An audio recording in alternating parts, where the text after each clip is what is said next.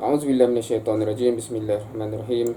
Alhamdulillahirabbil alamin wassalatu wassalamu ala asyrafil anbiya'i wal mursalin wa ala alihi wa sahbihi ajma'in. Subhanaka la ilma lana illa ma 'allamtana innaka antal alimul hakim. Rabbi shrah li sadri wa yassir li amri wahlul 'uqdatam min lisani yafqahu qawli. So insyaallah bagi yang nampak slide tu seperti yang tertera, tajuknya adalah Al-Mu'tamar Al-Khamis.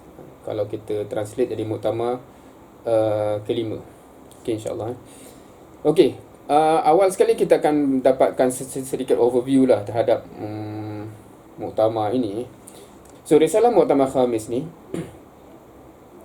by the name pun saya rasa kita boleh faham lah, dia risalah yang disampaikan pada muktamar yang kelima Ikhwanul Muslimin.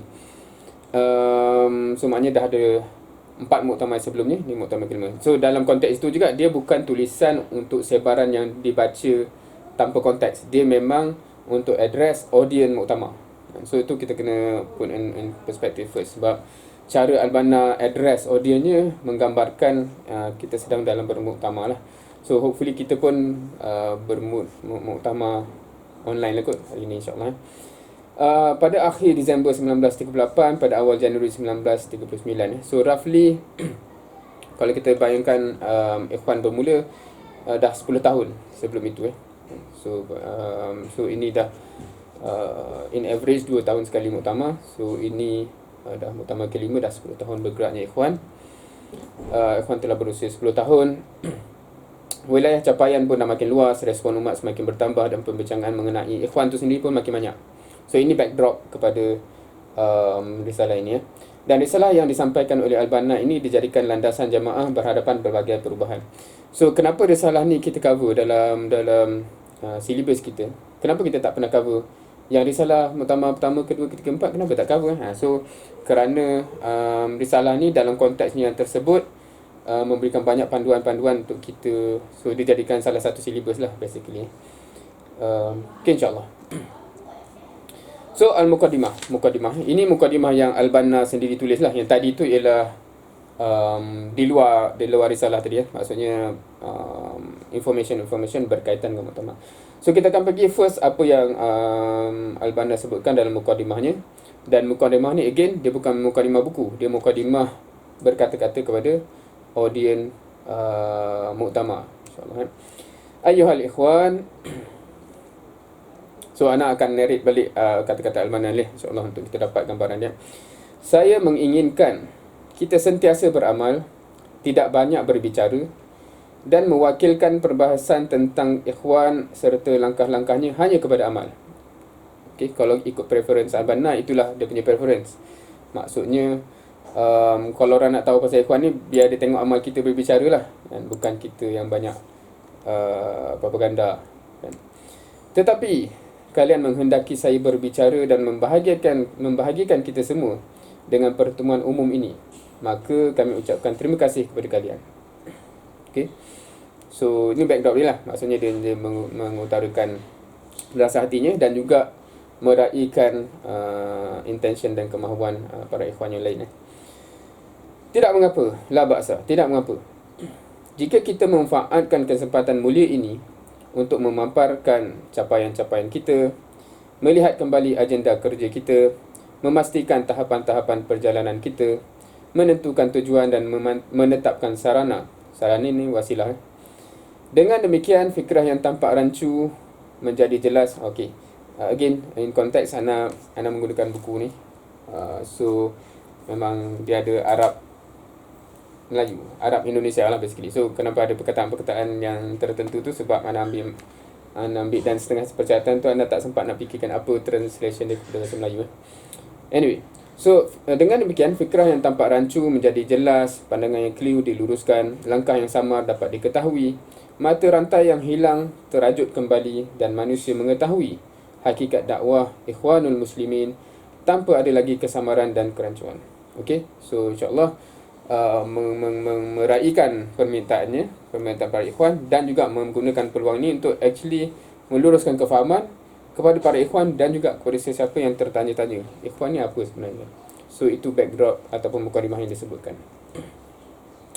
Tidak menjadi masalah jika salah seorang yang telah sampai kepadanya seruan dakwah dan mendengar atau membaca keterangan ini menyampaikan pendapatnya kepada kita perihal tujuan, sarana dan langkah-langkah dakwah kita.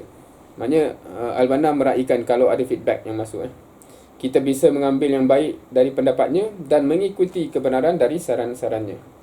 Sesungguhnya ad-dinun nasihah liman lillah wa li rasulihi wa li kitabihi wa li a'immatil muslimin wa ammatihim. Okey, so dipetik hadis tersebut. Dan ini ke arah penutup, anda mungkin tak ambil semua perkataannya, tapi yang bab-bab yang membayangkan kepada kita moodnya. Tidak terungkap kebahagiaan berada di tengah-tengah ikhwan, berjumpa dengan para ikhwan, harapan besar kerana dukungan ikhwan dan sebagainya. So itu Al-Banna tutup dengan kata-kata motivasi dan kata-kata menyatakan kebahagiaan dan keseronokannya atas muktamar ini, insya-Allah. Okey, so dalam risalah Muktamar Khamis ni ada beberapa bab-bab yang besar. So kita mula terus dengan bab yang pertama. So dalam portion awal ni Al-Banna actually flashback balik bagaimana semuanya bermula.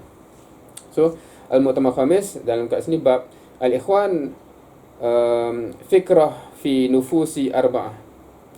Ikhwan adalah fikrah dalam 4 jiwa manusia. Okey, bagaimana dia bermula dengan 4 orang lah kat sini. So kat sini ialah gambaran macam mana sebenarnya ikhwan ni bermula in the first place. Ayuhal ikhwanul karim, saya telah banyak menelaah, bergaul dengan berbagai kalangan dan sering memerhati berbagai peristiwa. Dari pengembaraan singkat namun berliku ini, saya berhasil mendapatkan sebuah akidah yang teguh, tidak mungkin goncang, yakni soal mana menceritakan ni personal history dia kan, daripada dia seorang, dan dia berdasarkan pengalaman peribadi sendiri, menelaah, bergaul dengan orang dan mengembara, satu keyakinan yang dia dapat, satu akidah, bahawa sesungguhnya kebahagiaan yang didambakan seluruh manusia itu terpancar dari jiwa dan hati mereka. Ia tak mungkin datang dari luar hati mereka. Kesengsaraan yang melingkupi dan menghantui mereka merupakan akibat dari musibah yang melanda hati dan jiwa mereka. Al-Quran mempertegas dan menjelaskan hal ini dalam surah Ar-Ra'd ayat 11. A'udzubillahi minasyaitonirrajim. Innallaha la yughayyiru ma biqaumin hatta yughayyiru ma bi anfusihim. Rasa kita familiar dengan hadis ayat ini, insya-Allah. So tapi sebelum Al-Banna membawa ayat tu, Al-Banna cakap dia dapat conclusion tu bukan daripada ayat ni. Dia dapat conclusion tu daripada observation personal yang menimbulkan akidah yang tak mungkin goyang, dia kata tadi. Saya yakin hal itu. Saya begitu yakin bahawa tiada aturan dan ajaran yang bisa menjamin kebahagiaan manusia serta membimbing manusia ke jalan kebahagiaan selain daripada Islam.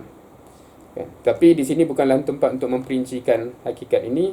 Apatah lagi, kita semua telah sepakat hakikat ini. Dan anda rasa audiens kita hari ini juga insya-Allah telah sepakat berkenaan dengan hal ini, insya-Allah. Bahawa kita tak ada kat sini yang ragu lagi, betul ke Islam je solusi, bukan ada solusi lain. Insya-Allah kita semua selesai bab tu. Tetapi ana ingin ini tak ada dalam risalah ni. Ana biasanya akan lontarkan soalan macam inilah. How convinced are we terhadap fakta dan hakikat ini? Sebab kadang-kadang ana rasa based on pengamatan ana, kebanyakan kita, ataupun kalau kita cakap pasal umat Islam as a whole, kadang-kadang kita terima certain konsep sebab dia diajar dalam subjek Islam. Tetapi kita tak pernah analisa dan perhati dan being critical, betul ke begitu kan? Betul ke Islam is the solution? Betul ke Islam yang orang perlukan dan sebagainya? So ni soalan untuk diri kita masing-masing lah. Betul ke kita convince ke kita terima sebab dah kita Islam, nak buat macam ni kena terima lah kan? So kalau begitu keyakinannya tak begitu kuat. So itu poin pertama, just persoalan yang just lontarkan sebagai selingan. Oleh kerana itu, sejak tumbuh lagi, jiwaku telah terpatri pada satu tujuan, yakni membimbing manusia kepada hakikat Islam dan pengamalannya. Kerana itulah fikrah Ikhwanul Muslimin berkarakter Islam murni, bahtah, Islam yang pure, dalam tujuan dan perangkatnya, yakni kalau dalam bahasa asalnya dalam ghayah dan wasailnya. Ia sama sekali tidak mempunyai keterikatan dengan segala nilai yang ada di luar Islam. Okay. So ni titik tolak kenapa nature ikhwan tu from the beginning begitu. Sebab titik tolaknya pun begitu. Kerana keyakinan asas dia, manusia semua perlukan Islam tu sendiri, bukan perlukan benda lain. Fikiran-fikiran ini menjadi bisikan jiwa dan munajat rohani. Terkadang diungkapkan kepada orang-orang terdekat, terkadang nampak dalam dakwah fardiyah, ceramah dan kuliah. Benda yang membuatkan jiwa Al-Banna ni meronta, meyakini benda tu, dia terkeluar dalam amalan-amalannya, sama ada curhat dengan member-member yang dekat. Dalam dakwah fardiyah yang memang dia dah buat, dia kadang-kadang keluarkan benda tu juga dalam ceramah dan kuliah juga. Terkadang ada kesempatan memotivasi para ulama agar mencurahkan pemikiran serta lipat gandakan usaha untuk menyelamatkan dan membimbing manusia.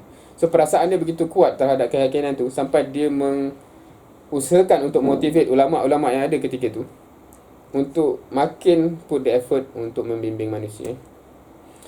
So point yang kedua kat sini, as a reflection, selingan yang kedua, kita dapat lihat kat sini bila Al-Banna claim, dia kata hatinya begitu meyakini benda tu, dan bila dia cerita pula apa yang natijahnya, hati yang membara tu natijahnya akan membuahkan action. Ana rasa itu lumrah yang kita terima lah. Dan ana just utarakan hakikat ni sebagai muhasabah kita. Kita boleh claim kita yakin apa? Kita yakin manhaj ni ke, fikrah ni ke, Islam ni ke. Tetapi kalau kita reflect balik, apa yang aku dah buat sampai ke level mana dan sebagainya, dia sebenarnya memberi indikator kepada diri kita sendiri. Bukan kita nak judge orang lain, tapi diri kita sendiri. Sejauh mana keyakinan tu membara di dalam, ataupun dia sekadar fakta yang kita rasa betul di dalam minda. So, kalau benda tu kita begitu passionate, insya-Allah dia akan terkeluar juga dalam bentuk amalan one way or another. So, itu satu muhasabah juga untuk kita personally, insya-Allah. Kemudian muncul beberapa peristiwa di Mesir dan di negara-negara Islam yang menggoncang jiwa. Maka fikiranku tertuju kepada kewajipan bersungguh-sungguh beramal dan takwin dan pembinaan. Saya sering sampaikan di hadapan para tokoh masyarakat akan wajibnya kebangkitan dan bergerak dan mentakwin. Akan tetapi, so Ana tak tulis panjang kat situ, tapi Ana rasa kita familiar dengan kisah tu kan. Akan tetapi responnya tidak seperti mana yang diharapkan. So Al-Banna, kalau kita tengok dari awal lagi, ni semua cerita sebelum Ikhwan tertubuh. Ini cerita personal dia lagi. Usaha dia berbagai, termasuk orang-orang yang dah disikohi oleh masyarakat. Namun apa yang diharapkan tidak berlaku. Kemudian saya mengalihkan perhatian kepada rakan-rakan dan saudara-saudaraku yang bersatu denganku kerana kesamaan keinginan, kecintaan yang tulus dan kesedaran terhadap kewajipan. So dalam dia bercurhat tadi, dalam dia ceramah dan sebagainya, sebenarnya ada orang yang merespon, walaupun bukan tokoh-tokoh, tapi rakan-rakan yang dan faktor bersatu tu disebut kat situ. Keinginan tu sama, kecintaan tu sama, dan kesedaran terhadap kewajipan tu telah dikongsi bersama. Maka saya dapati dalam diri mereka ada kesiapan yang baik, dan disebutkan beberapa nama lah kan, sebab dia, ini masih di sorotan kisah, termasuk Al-Akh yang mulia Ahmad Afandi Sukri, Almarhum Syekh Hamid Askaria, Syekh Ahmad Abdul Hamid, dan masih banyak lagi yang lain. So itu ceritanya. Okey. Jadi janji dan ikrar saat itu adalah bahawa masing-masing kami akan beramal untuk tujuan ini sehingga kebiasaan umum ataupun word Arab dia uruf am dapat berubah sesuai cara pandang Islami yang sebenar. So janji setia mereka ketiga tu, walaupun masih beberapa orang kat situ, 4 orang, ialah kita akan bekerja dan beramal sampai tercapai tujuan, dan gambaran dia, KPI dia, indikator dia ialah kebiasaan am ataupun uruf umum masyarakat ni dah berubah kepada yang Islami. Tiada yang tahu kecuali Allah betapa malam telah kami habiskan untuk mengungkap kondisi umat, mendiagnose. Anda tak tahu bahasa Melayu apa mendiagnose, tapi semua faham diagnose kan. Mendiagnose, merungkai apakah punca penyakit, merancang cara untuk merawat, hingga kami menangis. So ini again, Al-Banna dalam beberapa risalahnya kadang-kadang dia menyentuh perasaan hati dia. Kalau macam dakwah tunah, dia kata kalau boleh nak biar dada ni dia belah dan orang tengok sendirilah hati dia bagaimana. Maknanya sebab orang susah nak mengamati betul ke dia orang ni sampai merasa begitu sekali.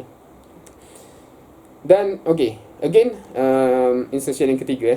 Ni poin-poin yang kalau gambar-gambar macam ni bukan dalam risalah tu specifically, semuanya as a tadabbur of history of Al-Banna ni.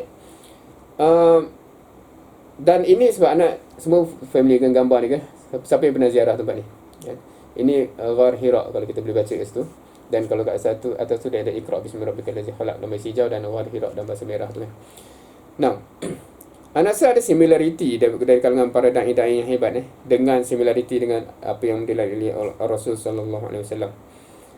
Bila mana starting pointnya biasanya ialah daripada nurani sendiri yang tergerak dan terasa begitu membuat perasaan tertentu terhadap umat kan. Kalau Rasulullah SAW tu dia merasa something yang perlu dibuat terhadap umat tu, tetapi tak tahu apa yang menyebabkan dia pergi ke Gua Hira kan, sehingga datangnya wahyu. Dan ana rasa siapa yang dalam kita yang dah melalui perbincangan ni dalam fasa muhib dulu kan, that is a crucial point untuk seseorang tu menjadi dai. Dan harapnya kita telah ada point ni. Maksudnya kalau seorang tu jadi dai tanpa dia melalui fasa dia tu telah dibangkitkan iman sehingga dia rasa passionate untuk membuat satu terhadap umat yang dilihat perlukan bantuan, untuk dia istiqamah dalam dakwah tu ada satu cabaran yang bukan calang-calang lah, dan agak mudah untuk kecundang dengan apa-apa cabaran kemudian hari. Tetapi bagi yang bermula dengan starting point, dia bukan mula sebab nakib suruh bergerak, bukan sebab dah kedua aku jemaah ni macam tu dan sebagainya, tetapi sebab dari hati nurani dia yang rasa I have to do something, ini tanggungjawab aku dan sebagainya, insya-Allah dia boleh istiqamah. So kita dah nampak Rasulullah SAW hatinya sama yang menyebabkan dia beruzlah, dan kisah yang Al-Banna bawa pun menunjukkan similarity tersebut. Dan ana harap kita telah berjaya, dan ni remark juga ana point out kepada siapa yang menjadi murabbi lah.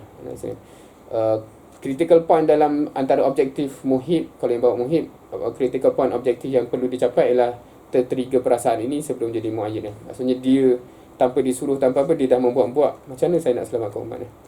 Okey. Namun kami hairan. So despite kami merasa begitu, namun kami hairan, ni Al-Banna dan rakan-rakannya.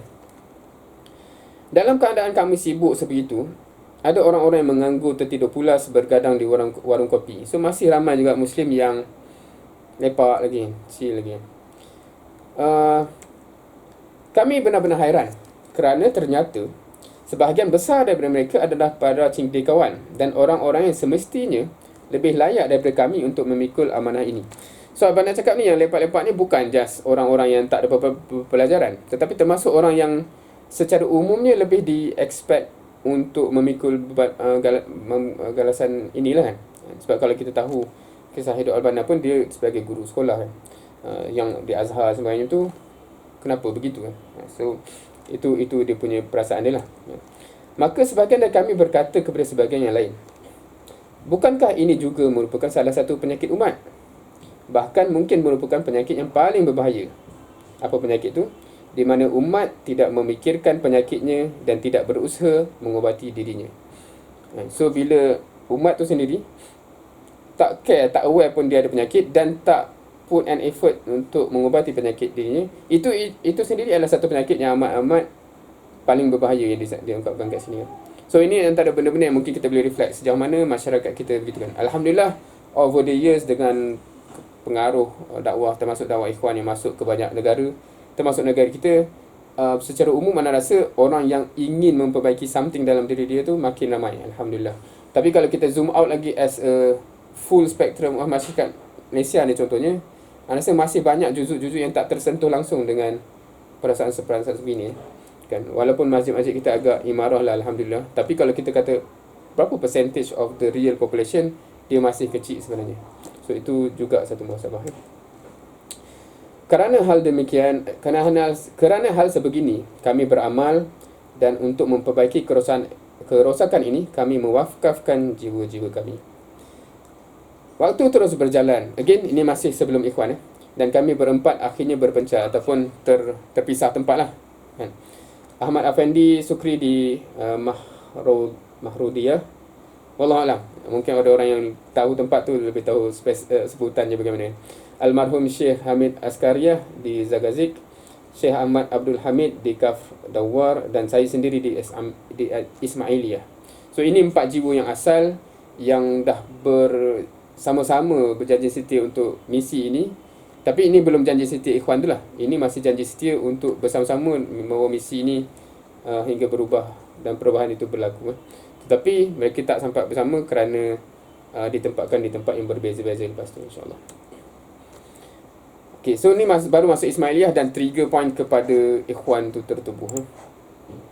Di Ismailiyah, saya menanam benih-benih awal bagi fikrah ini.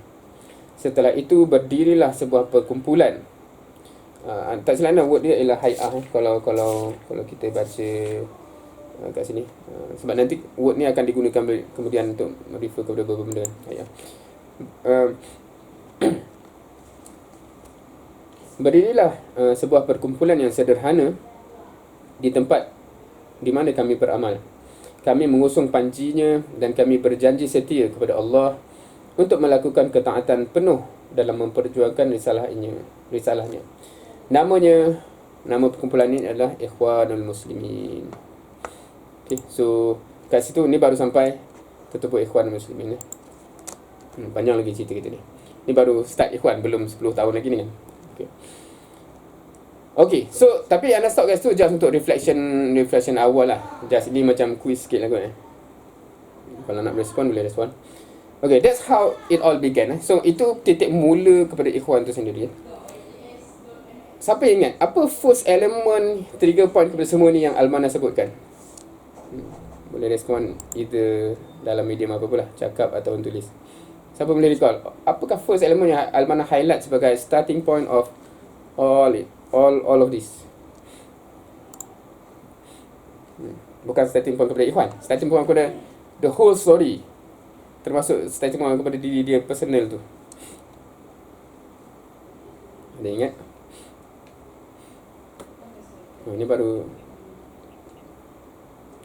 okay. Bukan starting point usaha, starting point of the very starting point of cetusan ini. Mengubah manusia. Mengubah itu dah dari mana lahirnya nak mengubah manusia tu contohnya? Dari mana lahirnya passion nak membuilding the ummah tu? Yakin tu, akidah tu. Kalau tuan perasan awal tadi sekali dia sebut based on personal observation, lahir satu akidah yang tak boleh digoncang bahawa manusia ni kenapa dia jadi porak-poranda ni, sebab dia tak dapat Islam. Dia hanya boleh disettlekan di dalam, dan dari dalam tu dia akan dapat kebahagiaan yang sebenar. So it is starting point yang pertama ialah akidah disebutkan. Dan benda ni benda fundamental sebab fundamental untuk kita yang kita kata kita dah bergerak dalam muntasib onwards ni kan. Kalau kita ambil apa-apa dalam Islam ni, biasanya dia akan point out kepada itu juga. Kalau kita kupas wahyu pertama, apakah elemen terpenting yang turun dalam wahyu pertama? Anda tak perlu ulang benda ni, tapi point dia akidah. Akidah. Siapa yang tak pernah tahu akidah bukan membaca tu, itu kita boleh buat di sesi lain lah, kupasan wahyu pertama. Kenapa konten pertama tu akidah? Dan surah Al-As pun, macam mana untuk seseorang tu selamat daripada dalam lemas kerugian tu, ialah akidah kan. Illal lazina, yang first kali amanu, kemudian baru wa'amil solihat dan sebagainya. So kita tengok dalam mana-mana dalil dan sebagainya, kita akan nampak the first trigger point untuk menyelamatkan semuanya ialah akidah tu. Dan sepatutnya kita, sebab itu soalan pertama, kita seriously ada tak akidah tu? Keyakinan bahawa orang di luar sana, kalau kita tengok non-Muslim, dia perlu Islam. Sebab kalau kita rasa dia perlu, kenapa kita rasa tak confident untuk bagi, sedangkan memang kita yakin dia perlu kan? Tapi biasa kita tak confident sebab rasa dia okey kot, dia tak perlu kot. So biasa ada perasaan macam tu yang menyebabkan da'i tu begitu kan. Are we convinced? Itu soalan tadi. Kedua, macam kuis sebab apa petanda hati yang membara? Ini kuat seru. Apakah petanda yang kita kata itu tandanya betul lah perasaan tu, keyakinan tu memang betul membara di dalam? Apakah petanda dan indikatornya? Ada yang nak respon? Ni just nak tengok dah 20 minit ni masih alert ke dah? Sekejap. Cerita apa tadi sebenarnya? Soalan dia, dalam slide ni tu, apakah petanda betul kita kata hati kita, kalau kita kata hati kita dah membara dengan keyakinan itu, apa petanda keyakinan tu sedang membara dia dalam? Based on cerita Al-Banna tadi. Dan logically jugalah. Amal, yes.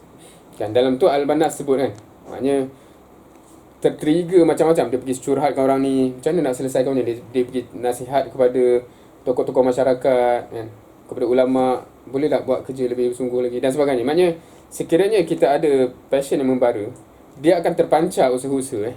So kalau kita kata kita di kawasan ataupun di mana-mana dalam kapasiti apa-apa, kita kata kita nak pastikan benda ni berjaya, tapi tak lahir apa-apa usaha pun ataupun amal-amal in whatever capacity, betul ke perasaan tu membara sebegitu kan? So kalau kita ada anak buah yang banyak bertanya dan itu atas dasar dia tu, itu sebenarnya bagus kan. Kenapa kita tak buat ni kan? Cuma nak disalurkan saja. Tapi kalau yang macam tak nak tanya, tunggu disuruh baru okeylah aku buat sikit. Itu satu masalah. Okay, core group punya crucial element. So first group yang terbentuk tu, apakah elemen-elemen yang dikata benda-benda ni lah menyatukan kami? Siapa boleh ingat at least some of those?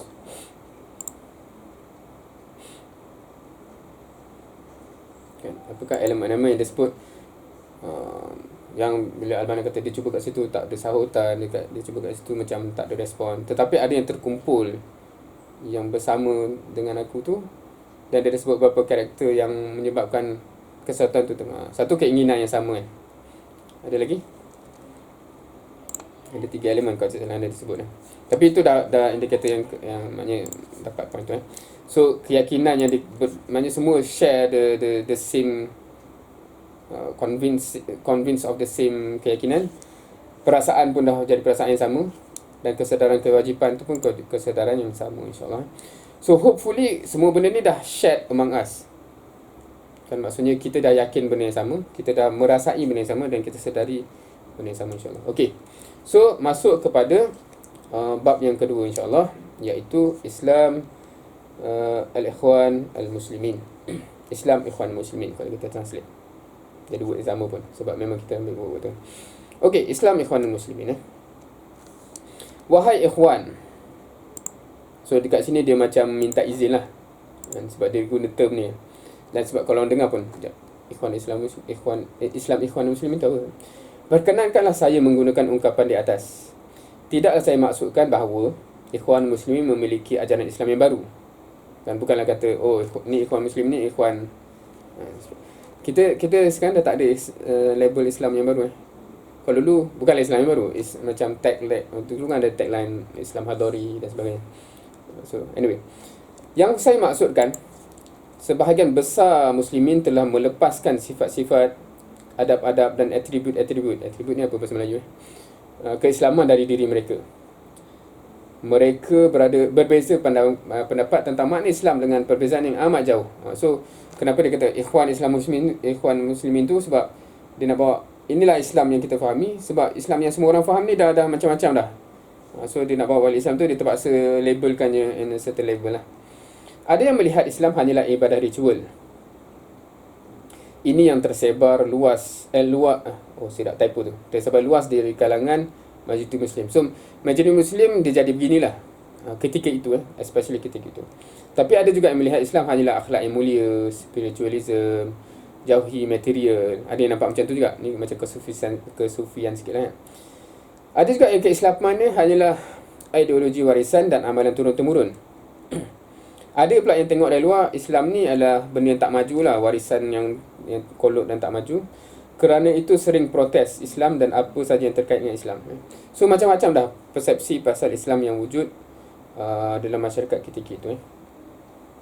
Keragaman persepsi manusia tentang Islam inilah yang menjadikan mereka berbeza pendapat dalam memahami Ikhwanul Muslimin dan mempersepsikan fikrahnya. Okey. So disebabkan semua orang nampak Islam tu berbeza, bila Ikhwan bawa Islam, sebab tu persepsi dia orang terhadap Ikhwan tu jadi berbeza. Oleh kerana itu, saya ingin berbicara di depan kalian tentang makna Islam dan gambaran konkretnya yang tercermin dalam jiwa Ikhwanul Muslimin. Sehingga asas dakwah kita, asas kebanggaan berafiliasi kepadanya dan saran kita menjadi jelas. Okay? Of course, kalau antum baca, ada program-program yang nak skip lah. Macam contoh-contoh kan. Kenapa? Ada orang kata, Ikhwan ni grup-grup macam tu . So, kenapa dia nampak Ikhwan macam tu? Sebab persepsi di pasal Islam macam tu dan sebagainya. Anyway. So, ada beberapa benda yang Albana gariskan. Okay. Dalam konteks bagaimana Islam yang Ikhwan yakini. Yang pertama, kami meyakini bahawa hukum dan ajaran Islam itu menyeluruh. Ia mengatur seluruh urusan manusia, dunia dan akhirat. Okay, itu kaya-kaya benda yang ana rasa kita clear insya-Allah. So kalau kita baca risalah tu sendiri dipetik banyak ayat. Ada ayat Al-Quran yang sentuh ibadah dan akidah, ada ayat Al-Quran pasal pemerintahan, hukum, siasat, ada ayat Al-Quran pasal hutang, ada ayat hukum pasal perdagangan, pasal jihad, pasal perang. So dipetik macam-macam ayat ni yang anda akan skip sebab kita rasa mafhum ni kita semua maklum. Kenapa? Sebagai dalil nak just refresh bahawa Islam ataupun Quran memang cover semua aspek. Dan masih banyak lagi ayat-ayat yang dia tak sempat nak quote dalam ni yang sentuh juga pasal macam-macam tata susila masyarakat dan sebagainya, yang still emphasize Islam cover semua benda lah di dunia dan akhirat. Keyakinan yang kedua, Ikhwanul Muslimin meyakini bahawa asas dan sandaran ajaran Islam adalah kitabullah dan sunnah rasulnya. Kalau kita reflect balik yang tadi tu macam usul yang pertama, ni macam usul yang kedua dalam usul 20. Di mana jika umat berpegang teguh dengan keduanya, mereka tidak akan tersesat selama-lamanya. Sistem-sistem Islam yang diperjuangkan umat Islam harus bersumberkan sumber yang jernih. Dan kita harus memahami Islam sebagaimana yang difahami oleh para sahabat dan tabi'in, sehingga kita tidak terikat selain dengan ikatan yang diberikan oleh Allah. Okay, ini semua mafhum-mafhum asas. Yang ketiga, keyakinan Ikhwan Muslimin meyakini bahawa Islam adalah agama yang mengatur seluruh aspek kehidupan semua bangsa di semua masa. Maksudnya kita tak boleh kata, tapi Islam ni zaman tu dia valid. Tak. Dia kata semua, tak ada sempadan geografi dan tak ada sempadan masa, semuanya valid dan semuanya Islam susun. Islam telah meletakkan kaedah-kaedah universal pada setiap aspek kehidupan. So kat sini Al-Banna sebenarnya ada kupas sedikit gambaran dia kenapa benda ni real. So anda tak pergi semua benda dalam slide ni. So siapa yang sebab ekspektasi anda kita dah settle benda ni kan. Tapi siapa yang macam nak dapat dia punya kupasan tu boleh baca insya-Allah. Okay. Antara benda dalam menjamin ketepatan dan pelaksanaannya atau minimum mendekati tepat, Islam memberikan perhatian penuh kepada pengobatan jiwa manusia. Contoh kat sini dibawa contoh lah. Walaupun teks keadilan tu ataupun dalam konteks keadilan, walaupun ada teks undang-undang yang baik, tapi kalau jiwa hakim tu corrupt, output dia still tidak seperti mana yang diharapkan. Contoh kalau dalam konteks, kita ambil lah negara mana-mana yang kata kita jom kita buat hudud. Adakah hudud tu automatically akan menyebabkan corruption tu hilang?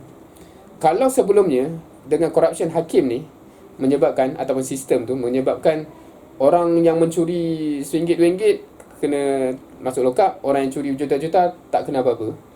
Kalau dia just implement hukum yang teks dia cantik, tapi orangnya masih begitu yang mengamalkannya, yang berubah hanyalah orang yang curi juta-juta still lepas, orang yang curi RM1 tu lah kena potong tangan pula. Na'udzubillah. So dia tak jadi cantik sebenarnya kalau benda tu dipaksakan, walaupun teks dia cantik, tetapi manusia tu jiwanya still corrupt. So itu contoh lah.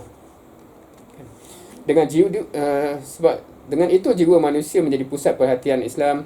Tabiat Islam sentiasa sesuai.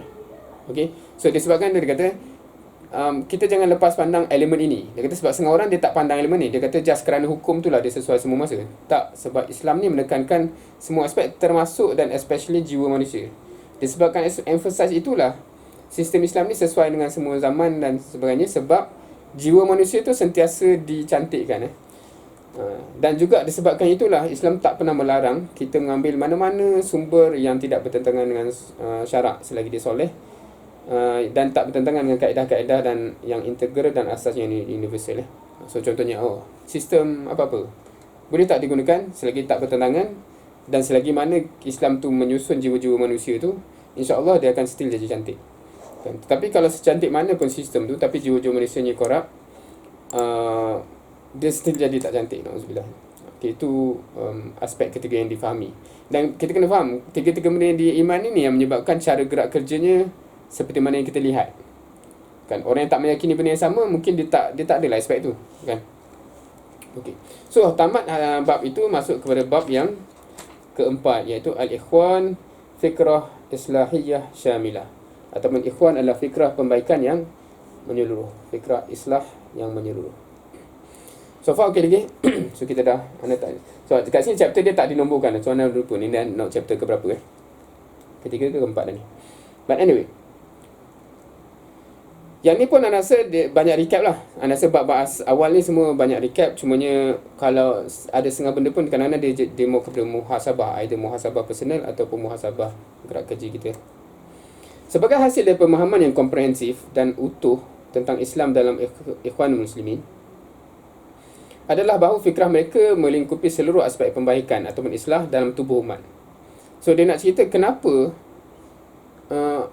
Ikhwan ni jadi gitu. Jadi semua aspek dia nak cover dan dia pentingkan, dia emphasize sebab dia yakin Islam yang sebegitu kan. Dan ini match juga kalau kita kata kenapa ada grup-grup yang dia fokus satu benda saja, sebab memang dia pandang Islam tu begitu, bukan dia tak ikhlas, tapi dia rasa Islam tu kan fokus dia ibadah. So sebab tu dia fokus ke ibadah. So itu beberapa titik tolak daripada apa yang kita dah sebut tadi. Kerana itu setiap pembaharu, atau sebab ni translation Indonesia dia kata pembaharu, tapi kalau tengok word Arab dia muslih, orang yang melakukan islah, yang ikhlas dan bersemangat tinggi akan mendapatkan semua impiannya di dalam fikrah ini, dan berpadulah di dalamnya harapan-harapan para pencinta islah yang telah mengenal dan memahami tujuan-tujuannya. Okay, so statement ni agak interesting bila diucapkan begini maksudnya kerana nature ikhwan ni lah menyebabkan sesiapa saja yang nak buat islah dalam aspek mana-mana pun, dia akan jumpa benda yang dia nak tu dalam ikhwan. Sebab ikhwan cover semua benda. Dan disebabkan itu jugalah gabungan ataupun harapan mana-mana yang orang yang mengharapkan islah berlaku dalam apa-apa juzuk, dalam bab mengamalkan sunnah, dalam bab ibadah yang sahih, dalam bab apa-apa saja pun, menyebabkan tergabungnya semua harapan itu dalam apa yang ikhwan bawa kerana nature ikhwan yang awal tadi. So okey, setelah itu anda akan bisa menyatakan tanpa ragu bahawa Ikhwanul Muslimin adalah, dan yang ni anda rasa kita familiar dengan word ni kan, dakwah salafiyah, tariqah sunniyah, hakikah sufiyah, hay'ah siyasiyah, jamaah riyadiyah, rabitah ilmiyah saqafiyah, syarikah iktisadiyah, dan juga fikrah ijtimaiyah. Okay. So Al-Man sebut orang yang memerhatikan akan automatically akan nampak conclusion ni kan. Kalau kita tak cakap mana, tengok dia kata, oh ikhwan ni semua benda ni kan. Okay, InsyaAllah. So kita akan secara brief terus saja, kita akan refresh semua yang disebutkan kat sini insyaAllah. So kenapa ikhwan tu dakwah salafiyah? Kerana mereka mengajak kembali bersama Islam kepada sumbernya yang jernih dari kitabullah dan sunnah rasulnya. Sebab itu dia dakwah salafiyah. Kenapa ikhwan tu tariqah sunniyah? Kerana mereka membawa jiwanya untuk mengamalkan sunnah yang suci dalam segala hal, khususnya dalam masalah akidah dan ibadah selama kemampuan. Kenapa ikhwan tu hakikah sufiyah? Kerana mereka memahami bahawa asas pembaikan adalah kesucian jiwa, kejernihan hati dan kontinuiti amal, berpaling dari ketergantungan dengan makhluk, cinta kerana Allah dan keterikatan kepada kebaikan. Itu hakikah sufiyah. Kenapa ikhwan tu hay'ah siyasiyah? Kerana ni translation dia quite interesting macam mana nak mengwordkan balik Kerana secara dahili ni secara dalaman umat Islam lah, mereka menuntut pembaikan pemerintahan. Secara khariji pula, mereka meluruskan persepsi yang terkait dengan hubungan umat Islam terhadap bangsa-bangsa lain di luar negeri.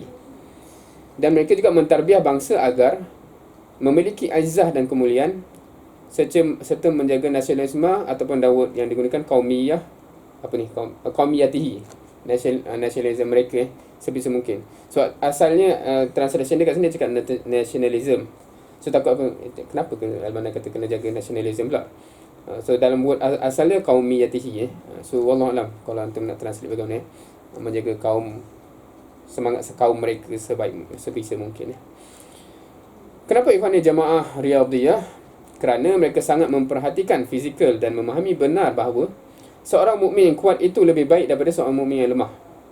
Mereka juga memperhatikan struktur dan kelab olahraga yang dapat menandingi, bahkan kadang-kadang mengungguli kelab yang dikhususkan untuk olahraga. So ni claim yang agak interesting pada anda lah. Oh, maknanya ikhwan ni jaga fizikal dia sampai dia ada kelab-kelab yang performance dia boleh kalahkan kelab profesional dalam sukan tu contohnya kan. Oh, kita boleh claim yang sama tak? Dan rasa dalam muhasabah kita, saya rasa mungkin cabaran yang agak besar ialah aspek ni kot, qawil jismi kan. Yang tak tahu, wallahualam, adakah itu sebabnya kalau antum baca risalah ta'alim dalam rukun amal, dalam maratib yang pertama, islah nafsihi hatta yakun qawil jismi. Al-Banna sebut actually qawil jismi yang pertama, walaupun yang biasa kita hafal kita sebut sahih salimul akidah yang pertama kan, sebab biasa ranking kita akidah yang pertama. Tapi kalau antum baca kat situ, kenapa first kali dia sebut qawil jismi? Tak tahulah adakah sebab itu yang biasanya paling feel ke, wallahu alam. Seterusnya disebut warabitah ilmiyah thaqafiyah. Kenapa? Kerana Islam menjadikan talabul ilm sebagai kewajipan setiap muslim, dan kerana majlis-majlis ikhwan pada dasarnya adalah tempat pengajaran dan peningkatan wawasan, sedang lembaga-lembaga yang lain adalah tempat mentarbiah fizikal, akal dan ruh. Dan kenapa syarikat iktisadiyah? Kerana Islam sangat memperhatikan pengelolaan dan pendapatan kekayaan sebagaimana mestinya. Ni'mal mal as-salih lil mar'is salih. Ni dia ambil daripada hadis lah. Dan seterusnya wa fikrah ijtimaiyah. Kenapa? Kerana mereka sangat menaruh perhatian kepada segala penyakit yang ada dalam masyarakat Islam, berusaha menemukan cara pengubatannya dan mengupayakan penyembuhan umat daripada penyakit tersebut. So kat sini bila Tuan akan make a claim, kita ni adalah fikrah ijtimai, kemasyarakatan. Jadi kenapa? Sebab kita yang amat serius melihat penyakit umat dan ingin merawatnya. Sepatutnya kita merasa begitulah. Demikianlah kita bisa melihat bahawa integralitas atau integralnya makna kandungan Islam, Islam menjadikan fikrah kita juga menyeluruh dalam setiap aspek islah dan mengarahkan aktivitas ikhwan pada semua aspek yang tersebut. Ikhwan memperhatikan semua aspek kerana mereka memahami bahawa Islam memang menuntut mereka untuk memperhatikan kepada semua aspek tersebut. Okey, faham kau InsyaAllah. Rasa mafhum je ni. Ada beberapa soalan so far? Semua ni macam revision lah, banyak revision InsyaAllah. Wallahualam, tadi sebab ada yang respon kata ni bukan first time dengar. So anda tak pasti yang berapa ramai yang first time dengar. Tapi banyak elemen ni sebenarnya telah wujud dalam risalah-risalah yang lain juga. So bukanlah perkara yang baru totally insyaAllah. Khasa'is dakwah al-ikhwan. Okey. So yang ni mungkin benda yang tak ada banyak risalah lain yang memperincikan benda ni kot. So mungkin satu benda yang baru bagian yang belum pernah cover. Wallahualam. Okey. Khasa'is atau kalau ditranslate kat sini ialah karakteristik dakwah ikhwan. Sebelum kita pergi, mungkin ada yang familiar dengan point-point dia, tapi sebelum kita masuk point dia, rasa ana elok quote dulu ayat dia. Kenapa timbul point-point ni in the first place? Barangkali sudah menjadi ketentuan Allah bagi dakwah ikhwanul muslimin bahawa ia lahir di Ismailiyah setelah terjadinya perselisihan fikih di antara anggota masyarakat dan telah berlaku perpecahan yang berlarutan disebabkan masalah furu', masalah cabang. Juga masa kelahirannya bersamaan dengan masa pergolakan kuat antara penjajah yang fanatik dengan rakyat yang patriotik. Kan, ni pun masa British menjajah dan isu cerita terusan Suez dan sebagainya. Dakwah ikhwan memiliki berbagai karakteristik yang berbeza dengan gerakan-gerakan lain di zamannya. Okey. So dia make a statement macam ni first and foremost. Mungkin hikmah Allah, Allah takdirkan dakwah ikhwan tu lahir dalam situasi yang begitu, yang menyebabkan sebab ikhwan bukanlah jemaah yang pertama, jemaah Islam ataupun usaha Islam yang pertama yang wujud di Mesir pun. Tetapi dalam realiti perselisihan yang berlarutan dan juga dalam realiti penjajahan tu, mungkin itu hikmahnya yang menyebabkan karakteristik ikhwan tu menonjol. Sebab dia amat lain daripada yang lain ketika itu. Sekarang mungkin kita jadi lain sikit sebab banyak gerakan yang teraspirasi dari ikhwan. So dia ada mirip-mirip yang sama. Tapi kalau ketika itu benda tu tidaklah satu norm. Okey. Dari situ yang datangnya khasais ikhwan, dakwah ikhwan tu yang kita listkan tu. So sebab kalau kita sebab setengah kita kadang-kadang kita just baca point ni. Ni apa maksudnya? So kat situ dia cakap based on track record pun inilah karakternya yang tergambar, yang berbeza dengan grup-grup yang lain. So kita baca dulu list dia. Al-bu'du an mawatinil khilaf. Kat sini Ana tak ada translation lagi, nanti slide yang lepas baru ada translation. Kat sini just nak list ke semua 8 ke 7. 7 kan. Al-bu'du 'anil mawtil khilaf, maksudnya menjauhi titik-titik khilaf. Al-bu'du an haymanah al-a'yan wal kubara. Okey, menjauhi dari dominasi tokoh dan para pejabat yang tinggi. Al-bu'du 'anil ahzab wal hay'at, menjauhi fanatisme parti-parti dan golongan-golongan atau kumpulan-kumpulan.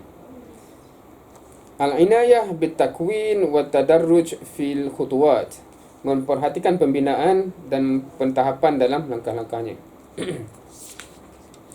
Isarun nahiyah al-amaliyah al-intajiyah ala da'iyah wal i'lanat, mengutamakan aspek amal yang produktif di atas seruan-seruan dan propaganda. Okey, balik pula. Okey. Wasyiddatul iqbal min syabab, dan sangat direspon oleh pemuda. Wa sur'atul intishar fil qura wal mudun, dan cepat berkembang di pedesaan dan kota. Okey, kita akan pergi satu persatu dan translation setiap satu ni akan ada kejap lagi, jangan risau. Sebenarnya nak nak sebut titik tolak kenapa timbul benda ni ialah Al-Banna sebut background dan kenapa timbulnya karakteristik ni orang actually boleh observe. So they claim based on that. So kita kena, kenapa Al-Banna claim dia ni macam tu kan. Okay. First, Al-bu'du 'anil mawatin al-khilaf, menjauhi titik-titik perselisihan, titik-titik khilaf. Okey. Ikhwan menjauhi titik-titik perselisihan dalam fiqh kerana mereka berkeyakinan bahawa perselisihan dalam hal-hal bersifat cabang adalah satu keniscayaan. Keniscayaan antum biasa gunakan word ni. Maknanya you cannot avoid. Benda tu for sure akan berlaku juga. Maknanya perselisihan furuk tu satu yang inevitable. Macam itulah. So kalau you nak pergi gaduh kat situ, you akan bergaduh sampai kiamat lah, sebab benda tu akan ada sampai kiamat. So dia kata sebab tu ikhwan menjauhi titik-titik segitu. Bukanlah termasuk aib kalau kita berbeza pendapat. Tapi yang dikira aib tu adalah fanatik dengan satu pendapat dan juga membatas akal serta pendapat manusia. Nak tutup pendapat orang ataupun fanatik dengan satu pendapat saja, itu yang dikira aib. Tapi kalau berbeza pandangan, itu tidak dikira aib. Cukuplah manusia itu, ni anak pendek-pendekkan, anak ambil portion-portion daripada perenggan yang ada. Cukuplah manusia itu berhimpun atas sesuatu yang menjadikan seseorang itu Muslim. Cara pandang seperti ini merupakan keniscayaan bagi jemaah yang ingin menebarkan suatu fikrah di suatu negeri di mana hawa perbezaan atas hal-hal sebenarnya tak bererti untuk diperdebatkan dan diperselisihkan tidak pernah reda. So, dalam realiti benda tu akan sentiasa ada, contohnya. So, kalau jemaah tu nak fikrah tu tersebar dan merangkumi semua, dia nak tak nak inevitable untuk dia terpaksa berpegang dengan prinsip macam ni. If you are strict in this aspect, you memang inevitable untuk tak dapat menggabungkan semua orang. Itu dia punya perbahasan dia kat situ. Dan anak teringat bila anak sembang dengan ikhwan Indonesia dulu. Masa ni kat mana kat Jerman ke? Anak lupa. Sebab dia cakap sebab anak tak appreciate kan benda-benda macam ni. Sebab kat Malaysia ni, kita ni basically semua fiqahnya agak sama je lah. Maknanya kita dalam surah tu tak ada yang jurang yang besar lah, contohnya perbezaan fiqah tu kan. Mungkinlah ada kot dalam ahli surah tu yang kunut dengan tak kunut. Alam, tak tahu. Tetapi kalau yang, sebab dia kata kalau kat Indonesia tu, yang join ikhwah tu daripada, ada yang daripada NU, daripada grup-grup yang macam fiqah dia amat kontradik, habis-habis kontradik. Yang memang kalau kat luar tu nak gaduh lah kalau nampak orang yang berbeza tu. Tapi dia kata uniknya ikhwan ni dengan usul 20 dia dan sebagainya, orang yang berbeza fiqah macam tu pun dan masih berfiqah berbeza macam tu pun boleh seusrah dan amat akrab. So dia kata ikhwan, so dia kata kalau jemaah yang memang nak merentasi semua boundary, kalau dia tak pegang macam ni, dia inevitably tak boleh lah. Sebab tu kalau kita tengok generally speaking, mana-mana gerakan Islam yang lain, dia agak tertumpu kepada orang yang fiqahnya agak sama macam tu. Dia susah nak agak berbeza kat situ sebab dia punya, in the first place, dia tak terima kefahaman sebegini kan. Untuk menjauhi titik-titik perselisihan ni, kita tak berdebat panjang kan. Itu pertama. Itu yang menonjol dalam karakter Ikhwan. Okey. Anda teruskan. Kalau tak ada apa-apa, kalau ada apa-apa boleh disoal kat situ. Kedua, anda kau obvious kan? Anda rasa dalam orang yang terdedah pernah pergi luar negeri dan sebagainya, at least dalam konteks Muslim tu, kadang-kadang kita agak teropen lah, sebab kadang-kadang, ataupun kalau kat Malaysia ni, masjid macam UIE yang memang ramai mazhab yang berbeza kan. So kita akan terbuka lah tengok, oh ada orang yang solat dia tangan kat situ, tangan kat bawah dan sebagainya. So kita agak expose. So kita taklah jadi terlalu rigid, sebab kita, oh ada yang mazhab macam tu kan. So kalau, tapi orang yang tak pernah tengok tu, biasa yang itu yang dia susah nak terima, sebab dia ingat Islam tu semua universally macam yang sebiji macam dia practice kan. Kedua, al-bu'du an nombor 2, Haimanah al-kubara wal a'yan, jauh daripada dominasi tokoh dan pembesar. Okey. Okey, Ikhwan jauh dari dominasi tokoh dan pembesar kerana mereka ni, dia cakap faktor. Sebab yang ni again, anda nak put in konteks, statement ni bukan dia kata antum kena macam ni, tapi dia kata Ikhwan jadi macam ni. So sebab tu dia cakap based on track record. Ikhwan jauh dari dominasi tokoh dan pembesar ni kenapa? First and foremost, sebab pembesar tu sendiri memang tak ada niat lah nak join Ikhwan dari awal kan? Sebab berpaling dari dakwah yang baru tumbuh dan terbebas dari pelbagai tujuan. So maksudnya orang yang ambitious ni, kenapa dia masuk politik? Sebab ada ambition dekat situ, dia boleh dapat something. Kenapa dia masuk JLC? Sebab dia dapat tu, apa-apalah. Kenapa dia masuk apa kan. Tapi kenapa dia nak masuk Ikhwan? Tak ada manfaatnya kat situ kan. Especially masa Ikhwan baru start, apa manfaat kat situ. So sebab itu terjadinya memang tak ada orang besar pun yang dalam Ikhwan ni. Pada masa sama juga, dia kata Ikhwan sendiri pun sengaja menjauhkan diri daripada mereka. Sejak awal. Tak ikut jangan salah faham. Sejak awal kemunculan dakwah, agar warna dakwah yang putih bersih tak tercampur dengan warna lain. Sebab biasanya orang besar ni dia ada sebuah yang dia bawa sendiri. Okay. So kenapa jadi Ikhwan macam tu? Macam pada 10 tahun tu, macam orang tanya kenapa tak ada orang besar-besar yang mewarnai dia. Sebab dari awal memang orang besar pun tak ada intention, tak terliur lah nak join Ikhwan tu. Dan juga Ikhwan sendiri pun tak internationally tak agak distant, sebab nak menjaga kejernihan dakwah tu. Okey. Oleh kerana itulah kelompok manusia semacam ini selalu jauh daripada Ikhwan. Tapi dia ada exception kat situ. Kalau kita, so memang tak boleh. Okey, kecuali sebahagian kecil sahaja dari mereka yang mulia lagi utama, yang memahami fikiran Ikhwan, mengetahui tujuannya, berinteraksi dengan segala aktiviti dan wasilah Ikhwan itu sendiri, serta selalu mendampakkan taufik dan keberhasilan bersama bagi mereka. So ada je yang masuk, walaupun amat minoriti, tapi based on semua itulah, bukan sebab apa-apa yang dia nak dengan kebesaran jawatan itu kan. So itu pasal kenapa Ikhwan tu, karakter dia, salah satu karakternya ialah dia jauh daripada dominasi tokoh dan pembesar. At least pada ketika Al-Banna sebut ni, pasal 10 tahun Ikhwan tersebut ni. Yang ketiga, kita teruskan lagi, al-bu'du 'anil hay'at wal ahzab. Okey, jauh daripada tak gerak, jauh daripada beberapa organisasi dan parti-parti. So ni pun satu topik penting juga, sebab setengah orang dia bila baca list ni dia kata, oh so sebenarnya boleh ke kita sekarang ni, kenapa kita dekat dengan so kita baca dulu. Ikhwan menjauhi beberapa parti dan organisasi kerana adanya perpecahan dan kebencian antara satu golongan dengan golongan yang lain, di mana hal itu sama sekali tidak sesuai dengan ukhuwah Islamiah. So ni dia bagi reasoning dia, kenapa jadi gitu, kenapa Ikhwan memang distance daripada grup-grup yang macam ni. Sebab diorang tu to the core memang nak bergaduh antara satu sama lain. So Ikhwan tak boleh terima prinsip yang begitulah. Dakwah Islam secara umum adalah menyatukan, bukan memecah belah. Ia tak mungkin dipikul dan diperjuangkan kecuali oleh orang yang bersih dari segala warna dan mengikhlaskan amal hanya untuk Allah Subhanahu Wa Taala semata. Okay? So kalau orang tu masih dengan bendera-bendera masing-masing, susahlah, tak match dengan apa yang Ikhwan bawa. So pada awalnya, pernyataan ini tentu sulit diterima oleh jiwa-jiwa yang ambitious. So kita ambitious ni, kenapa tak boleh kan? Anak nak tajmid Najib Razak dan KJ dan siapa-siapa lah. So kenapa tak boleh dekat dengan dia? So pada awalnya pernyataan ini tentu sulit diterima oleh jiwa-jiwa yang ambitious, yang ingin meraih kedudukan dan harta kekayaan melalui parti dan kelompoknya.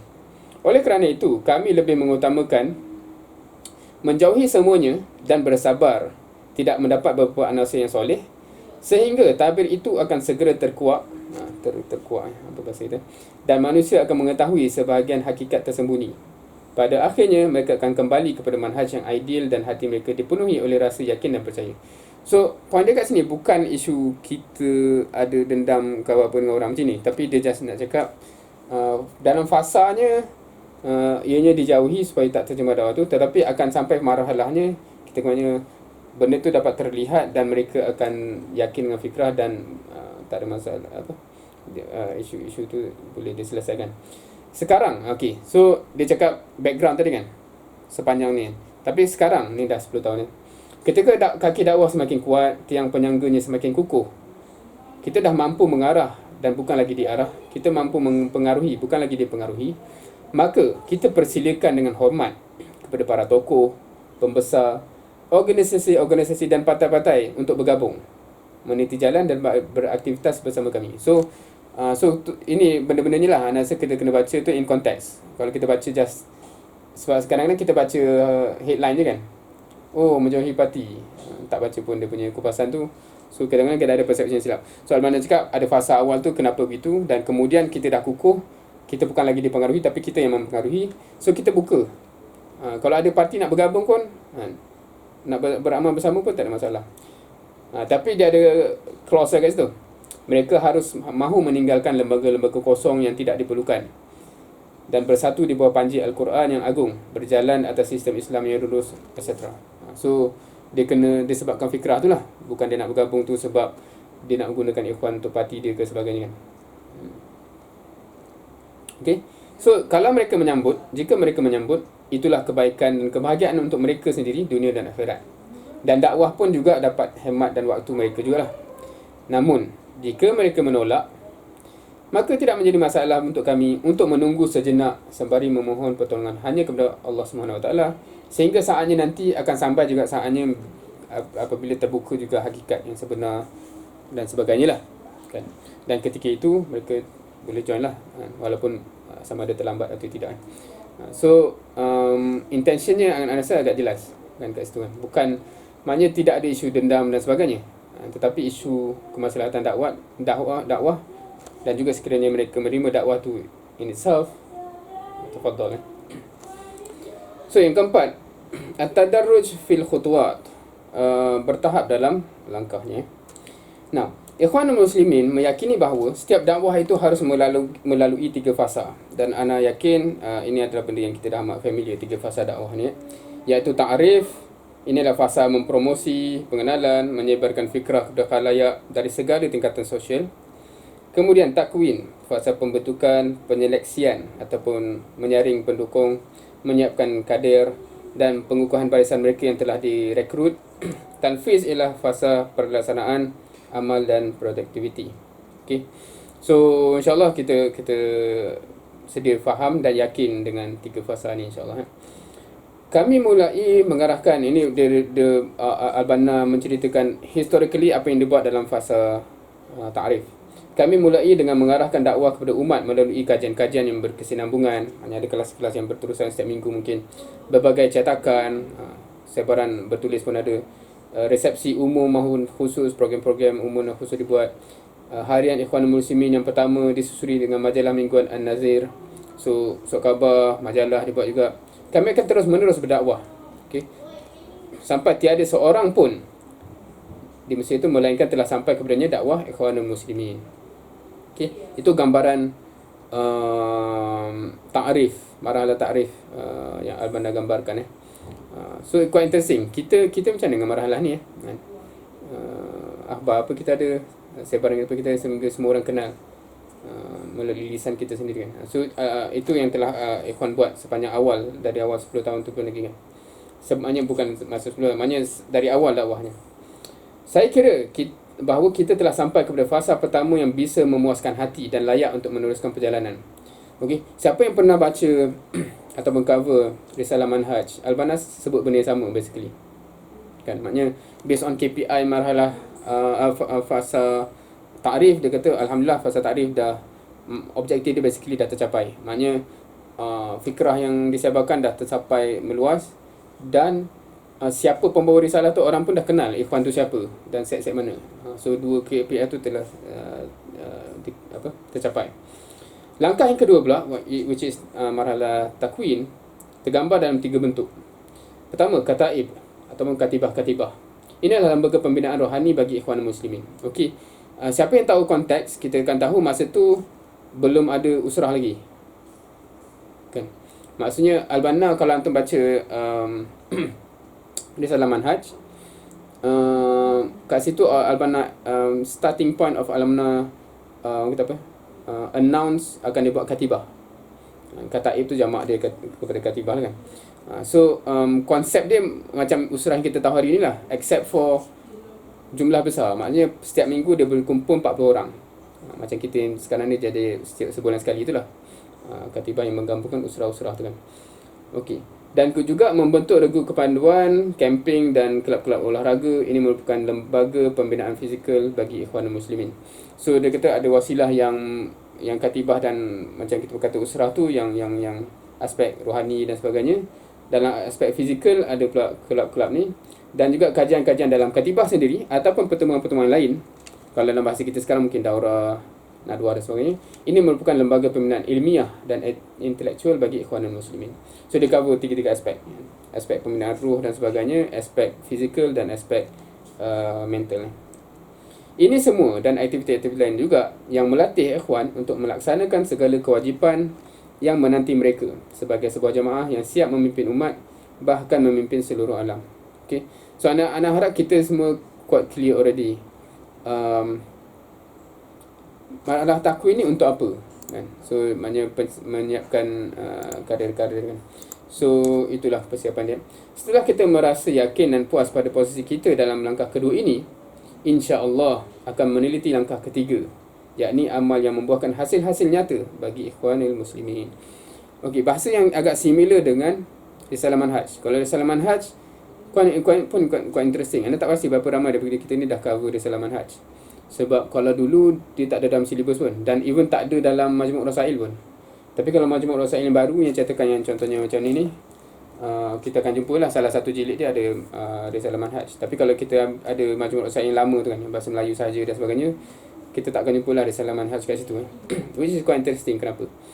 Tapi siapa yang baca Risalah Manhaj, antum akan dapat gambaran sebelum Risalah Ta'lim, apa dia punya, apa yang benar kata, dan KPI dia dan timeline yang dibuat Okey. Dan bahasanya sama maksudnya kalau dalam Risalah Manhaj dia kata ada 3 fasa ni, ta'rif, takwin, tanfiz. Dalam Risalah Manhaj pun dia kata dia cerita ta'rif, dia cerita takwin, tapi tanfiz dia tak cerita langsung. Sebab apa? Sebab dia kata belum sampai masa. So quite interesting. Dan kita tengok pula kat sini setelah 10 tahun ni dalam Muktamar Khamis dan Muktamar ni Al-Banna kata apa so tiba-tiba kat sini kalau antum ada buku, dia tiba-tiba masuk chapter baru tau, Musarah. Kalau dalam cetakan tu dia macam chapter baru. Sedangkan kalau kita cakap tadi, bukan ke khosais dakwah tu awalnya di list kan ada 7. Kita baru cerita berapa ni? Baru cerita 4 Lepas tu dah masuk tajuk baru. So sebenarnya tajuk ni dia timbul disebabkan topik ni jadi perbahasan yang berhangat pasal kita ni dah nak bila nak masuk tanfiz ni. Ikhwan dah tak sabar-sabar kan. So Al-Banna dia masuk kat sini. So tajuk ni dia jadi besar kalau antum faham di dalam muktamar. Tapi kalau kita baca buku dia tak logik, dia jadi besar sebab bukan ni jadi subset lah. Tapi sebab dia dalam muktamar tu dia address, dia jadi satu ucapan penting kat situ. Anyway, musarahah. Maknanya jelas macam menyingkap hati lah ni. Ungkapan hati kalau kita translate sini.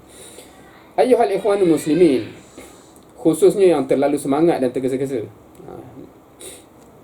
Dengarkanlah kata-kataku yang lantang dan menggema dari atas mimbar muktamar kalian ini.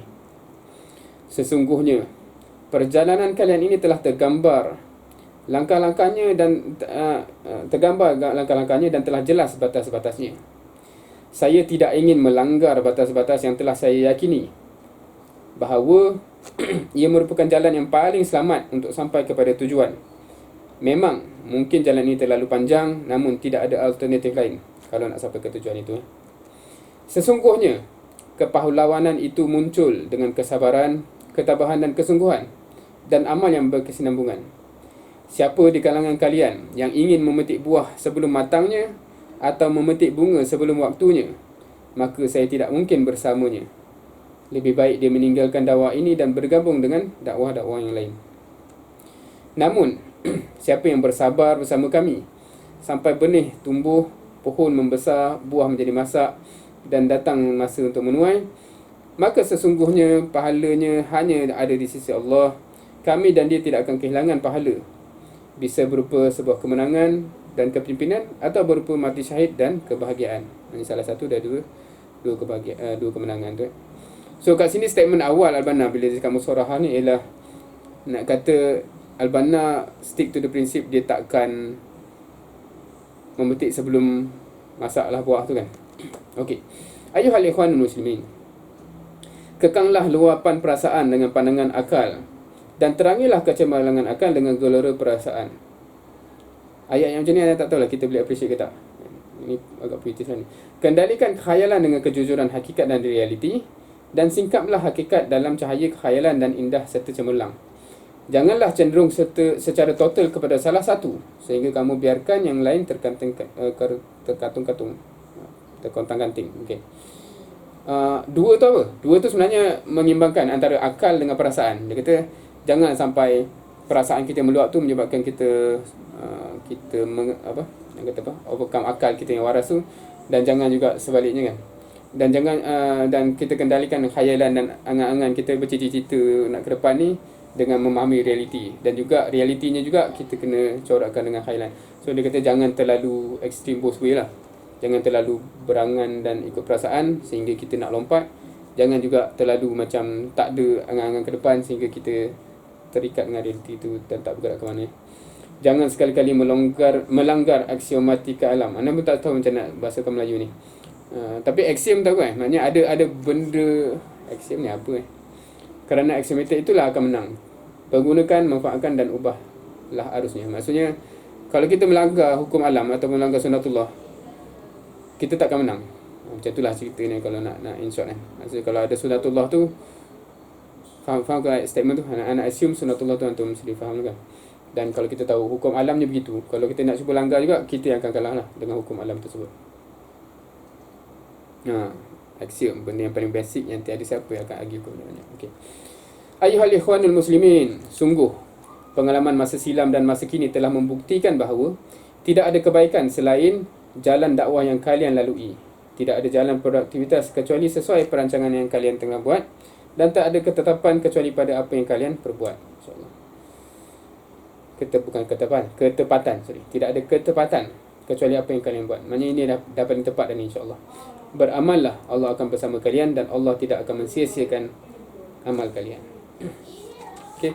So itu statement Al-Banna just dia ada tiba-tiba tajuk musyawarah tu macam Al-Banna selitkan kat situ untuk address orang yang sebab Al-Banna tengah cakap tadi kan. Kita ada fasa-fasa dan orang datang muktamar ni memang dah tunggu mungkin nak announce fasa baru ni. Ni fasa bila kan? Bila nak tumbuh jadi nak tukar Ikram ni jadi parti politik ke apa pun tak tahulah, sebab ada orang yang semangat begitu contohnya kan. So begitu juga mood ketika itu. Now seterusnya mata takunu khutwat tanfiziyah. So ni straight away nak address isu ni. Bila sebenarnya nak melangkah ke fasa tanfiz. Ayuhal ikhwanul muslimin, kita sekarang berada dalam sebuah muktamar yang saya kategorikan sebagai muktamar keluarga yang menghimpunkan seluruh keluarga ikhwanul muslimin. Saya ingin berterus terang kepada kalian kerana tidak ada manfaat untuk kita kecuali keterus terangan. Ni pun quote anda rasa biasa orang quote sesungguhnya medan perkataan berbeza dengan medan khayalan, medan amal berbeza dengan medan perkataan, medan jihad berbeza dengan medan amal, dan medan jihad al-haq berbeza dengan medan jihad yang keliru. Itu kalau translation dia. Oleh kerana itu siapkanlah diri kalian, tempahlah ia dengan tarbiyah yang benar, ujilah ia secara teliti dengan amal yang tidak disukai dan dirasa berat olehnya, serta sapihlah jiwa kalian daripada syahwat, adat dan kebiasaannya. Siapa yang rasa kita dah amalkan benda ni, perenggan ni? So anda teringatlah bila membicarakan tentang konsep dan operasi kita. um, Masa Syekh Hamid dia cerita kenapa ikhwan dia tak culture shock masuk penjara ramai-ramai tu, bukanlah sebab ramai tu, ramai-ramai jadi kampung dalam penjara, bukan isu tu, tapi sebab penjara tu kan amat tak selesa dan sengsara kan, in a way. Syekh Hamid kata sebab kan dah terbiasa. Dalam katibah kan dah macam tu. So quite interesting sebab bila dia flag tu memang katibah yang Al-Mana establish tu, sistem dia dan proses dia tu menyebabkan orang keluar daripada keselesaan, tidur dalam keadaan yang kurang selesa, berjauhan daripada family kat rumah dan sebagainya kan.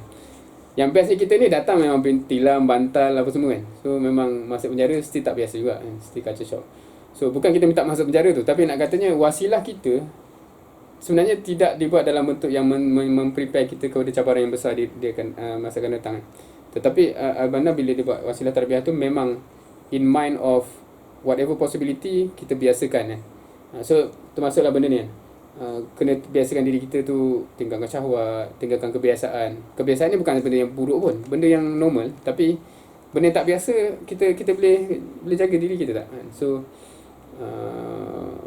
macam kalau dulu ana masa katibah masa muda-muda dulu, ni masa murubi pun muda-muda dulu kan. So contohnya masa katibah tu semua kena off phone, tinggal kat dalam beg kan, sampailah waktu yang dibenarkan contohnya.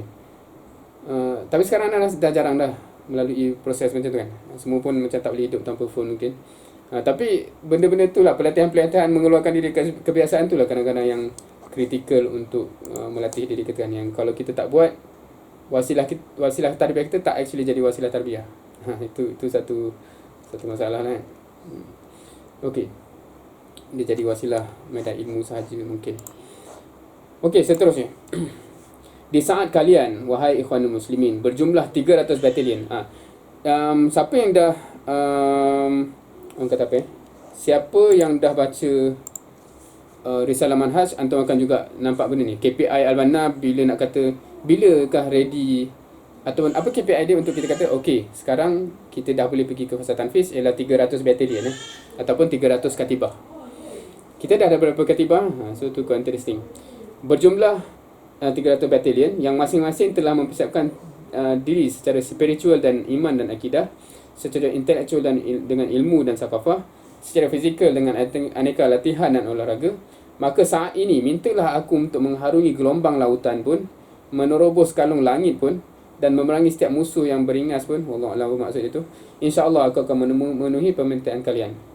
Maksudnya pada mana kalau dah penuhi KPI tu dan digunakan hadis ni, wala yughlab apa ni, isna asyara alfan min qillah, 12,000 tidak akan terkalahkan kerana jumlah yang sedikit. Ini petikan hadis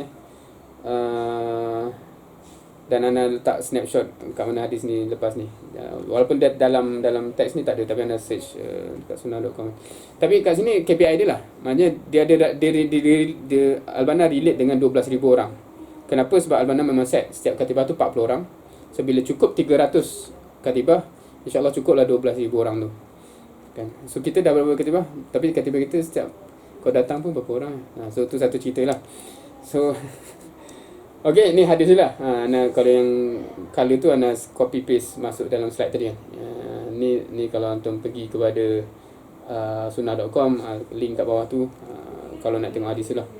Yang ada dua hadis sebenarnya. Satu daripada Abu Daud, satu lagi Ibnu Majah kata sebenarnya. Tapi kalau Ibnu Majah dia kata hukum dia dhaif. Kalau yang ni pula Al-Bani kata sahih. Wallahu alam. So ana bukan bidang itu, tapi ana just copy and paste daripada source itu kalau ada yang nak tengok lah mana datang pula hadis tu kan. Okey. Oleh kerana itu, sadarilah beban kalian. Bentuklah beberapa batalion. Bagilah beberapa division. Bersemangatlah mengikuti kajian. Bersegeralah mengikuti berbagai latihan. Sebarkanlah seruan jihad kalian ke wilayah-wilayah yang belum pernah kalian sentuh. Dan jangan sekali-kali mensia-siakan waktu walaupun seminit tanpa diisi dengan amal. So, action yang dia expect ialah, okay, so bentuk lagi batalion-batalion, katibah-katibah dan sebagainya. Now, apa maksud ini? Sebab anda rasa dalam bahasa kita ialah bentuk usrah yang baru lah. Sebab mafhum katibah kita gitu. Kalau dalam konteks kita sekarang ni usrah lah. Dalam konteks perbincangan bentuk katibah tu kan. Sebab macam yang sebut tadi, masa awal itu yang setiap minggu tu katibah 40 orang. Hanya rekod dia 40 orang setiap minggu kan. Sebelum ada ceritanya kenapa dia berubah jadi sel terketa jemaah, berubah daripada katibah 40 orang kepada usrah yang kecil macam sekarang. Kan, itu ada ceritanya. Anak rasa kebanyakan kita pun dah tahu. But anyway, itu kerja kita. So kat situ ada juga dia cakap bagilah beberapa divisi dan sebagainya. Mungkin sebab itulah dulu kita pernah sekawasan, dah jadi kawasan yang berbeza dan akan pecah lagi dan sebagainya. Itu natural progression kalau nak berkembang dakwah tu lah. Kan, InsyaAllah. Kalau pengamalan dia betul, insyaAllah. Okey. Mungkin sebagian orang yang mendengar apa yang saya cakap ni mengira bahawa jumlah ikhwan tu sedikit ataupun potensinya lemah. Bila Arman kata, oh tak ready lagi tu, mungkin ada orang persepsi, oh ikhwan ni sikit ke? Lemah ke? Bukan itu yang saya maksudkan. Dan bukan itu makna ungkapanku. Sebab anggota ikhwan muslimin alhamdulillah banyak. Kalau kita reflect itu macam mana? Ahli ikram pun banyak kan? Dah nak cukup 12,000 tak? Ke dah terlebih 12,000? Dah boleh macam mana kan? So quite interesting. Tapi apa yang Abang nak sambung lepas ni quite interesting in the context of this. Sebab ahli ikhwan pun ketika memang ramai. Sebab cawangan dia dah banyak kan. Tapi Abang bila dia nak kata kenapa dia kata tak ready gitu, dia ulang balik ni. Yang saya maksudkan adalah bahawa orang yang berbicara berbeza dengan orang yang beramal. Orang yang beramal berbeza dengan orang yang berjihad. Orang yang berjihad berbeza dengan orang yang berjihad dengan produktif dan berbijaksana. Sehingga dapat meraih keuntungan yang besar dengan pengorbanan yang sedikit.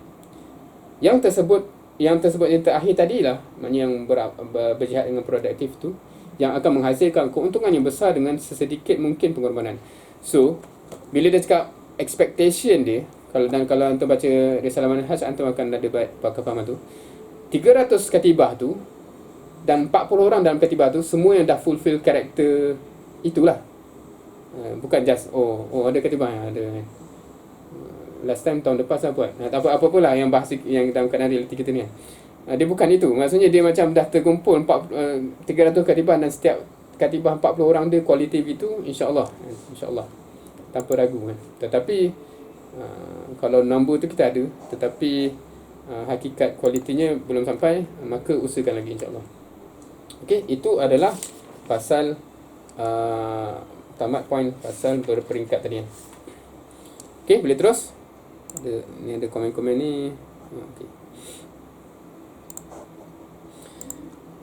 Yang kelima, isarun an-nahiyah al-amaliyah. Mengutamakan kerja aplikasi. Ni ayat dia in konteks berbanding propaganda lah basically. Ketika mengutamakan amal praktikal berbanding sembang kencang. Macam itulah kalau nak kata bahasa orang muda sekarang. Ikhwan mengutamakan amal aplikatif kerana ada beberapa hal dalam manhaj yang menggerak dan mengajak jiwa mereka ke arah tersebut. Satu, ajaran Islam secara khusus pun menegaskan aspek tersebut yang mengajak kepada amal secara praktikal, actually buat benda tu kan. Kedua, secara tabiatnya ikhwan membenci orang-orang yang mengandalkan propaganda kosong tanpa kerja yang nyata. Sebab hal itu menjadikan umat merasakan pengaruh buruk, penyesatan besar-besaran dan kerosakan jiwa. So ikhwan dari awal memang reluctant lah untuk propaganda kosong ni. Ketiga, ikhwan tidak ingin menerjuni dunia dakwah dengan permusuhan sengit atau persahabatan yang membahayakan. Ini antara efek propaganda juga. Macam kita propaganda lebih-lebih, so akan ada persaingan ataupun persahabatan yang membahayakan. Sebab kedua hal itu dapat menghambat perjalanan dakwah atau mengubah tujuannya. So kenapa track record ikhwan macam ni, dia tak apa, fokus amal, tak payah sebar-sebar sangat macam kalau kita nak bahas kita, kerana tiga hal ini. So Al-Banna bawa contoh macam-macam lah. Yang nasi contoh-contoh ni pun kita pernah dengar. Amal yang hebat tapi tak digambar-gambarkan. Contoh, yang ni kisah ni nasi semua pernah dengar, hampir semua orang pernah dengar kot. Yang disebut ikhwah tu bila dia habis kerja je dia terus bergerak ke satu tempat, lepas malam tu dia dah berceramah. Sebab dia cuti hari Jumaat kan. So maknanya Khamis petang dia dah berceramah. Lepas tu esok khutbah Jumaat kat bandar lain pula, malam tu dekat bandar lain pula. Dan kitaran begitu sampai bila waktu kerja balik hari Ahad tu dia sampai awal. Dan tu anak yang warna hijau yang tambah kat bawah tu ayat lah tu, tanpa aktiviti tu proper dekat Facebook, Instagram pun kan, dia tak ada benda tu. Dia buat kerja walaupun orang tak tahu kan. So itu has been going on for many ikhwan, many ikhwah kan. So Al-Banna Najjar buat contoh. Sebenarnya ni contoh yang famous lah. Sebenarnya Al-Banna kalau antum baca dalam ni, dia ada banyak contoh. Ada contoh-contoh yang macam-macam yang menggambarkan similar konsep. Kan nak kata Ikhwan memang macam tu karakter dia dari dulu. Dia tak propaganda lebih, dia buat kerja banyak. Okey.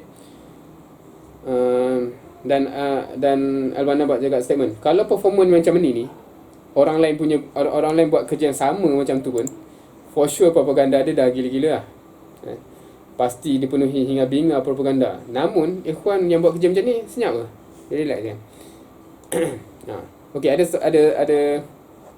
so bila sebut benda ni memang akan timbul persoalan, especially zaman kita kan. So takkan kita senyap je kan? So tak apa, Ikhwan Al-Banna ada sebut lepas tu, ayuhal ikhwan. Okay, kat sini dia address. Sebab tadi dia cakap reality. Sebab bila cakap khoswa'is ni, dia cakap pasal track record. Ikhwan memang perangai dia macam tu. Ayuhal ikhwan, nilai yang kalian tuju adalah nilai yang sebenar-benar indah dan langkah-langkah terpuji di sisi Allah, serta juga terpuji di sisi manusia. Memang orang akan puji benda tu. Maka laluilah jalan itu. Alhamdulillah, tafadhal. Akan tetapi, perhatikan bahawa sekarang ni dakwah memaksa kalian untuk melampaui batas-batas khusus menuju medan yang sangat luas. Bukan duduk dalam tertutup lagi dah, bukan dalam kawasan tertentu lagi dah, tapi memang across border, across macam-macam. Sebab dakwah telah menampakkan jati dirinya dan manusia mula bertanya-tanya tentang dakwah tersebut, juga tentang kalian. So Al-Banna stress, okey, Alhamdulillah, bagus apa yang antum buat. Tapi sekarang antum dah kena faham, fasa kita dah sampai ke fasa orang dah start tanya-tanya ni geng apa ni? Apa dia buat? Dan sebagainya. Bahkan sebagian orang yang kurang pekerjaan sukarela menggambarkan kalian kepada orang lain, padahal ia tidak sama sekali mengetahui urusan kalian. Ni bila anda baca ni, suppose anda tergelak lah. Ni ayat perli ke ayat jujur kan? Orang yang kurang pekerjaan, maknanya tak ada kerja lah tu kan, nak buat kerja ni. So tak tahulah, bila baca ayat ni pun anda tergambar episod yang baru berlaku kan, ada orang nak cerita ikram tu apa kan. So reflektif dengan apa yang Abang dah sebut sampai orang lain cerita, oh gang-gang ni apa kan. Padahal dia bukannya kenal kita pun, dia tak tahu apa yang kita buat. Kerana itu kalian wajib menjelaskan kepada manusia tentang tujuan kalian, wasilah-wasilah antum, fikrah antum dan sistem kerja antum. Beritahukan kerja-kerja kalian kepada manusia bukan dalam rangka membagi diri, melainkan untuk membimbing umat dan generasinya kepada sesuatu yang memberi manfaat dan kebaikan bagi mereka. So kat sini Al-Banna stress pasal Alhamdulillah apa yang antum kejar dan karakter antum tu wajar dipuji, dan memang kalau manusia tahu pun dia akan puji. Sebab apa yang antum kejar tu bagus, ikhlas apa semua kan. However, dalam realiti sekarang ni fitnah perlu dijawab lah in that sense, ataupun persoalan-persoalan yang tak terjawab ni perlu dijawab oleh antum sendiri. Bukan, jangan biarkan orang yang tak tahu menahu tu yang tolong buat statement untuk kita kan. Dia orang ni sebenarnya back yang di belakang dia tu apa-apalah, apa-apa yang cerita kita baca tu kan. So kita yang sepatutnya menjawab. So setiap kita lah kan, we have to be the one that explain apa sebenarnya kita buat, kenapa kita buat dan sebagainya. So bila kita yang tak explain, janganlah beli orang lain yang tolong explain untuk kita kan. Memanglah dia tak faham, dia ceritalah apa yang dia sangka-sangka itu. Tulis dan sebarlah.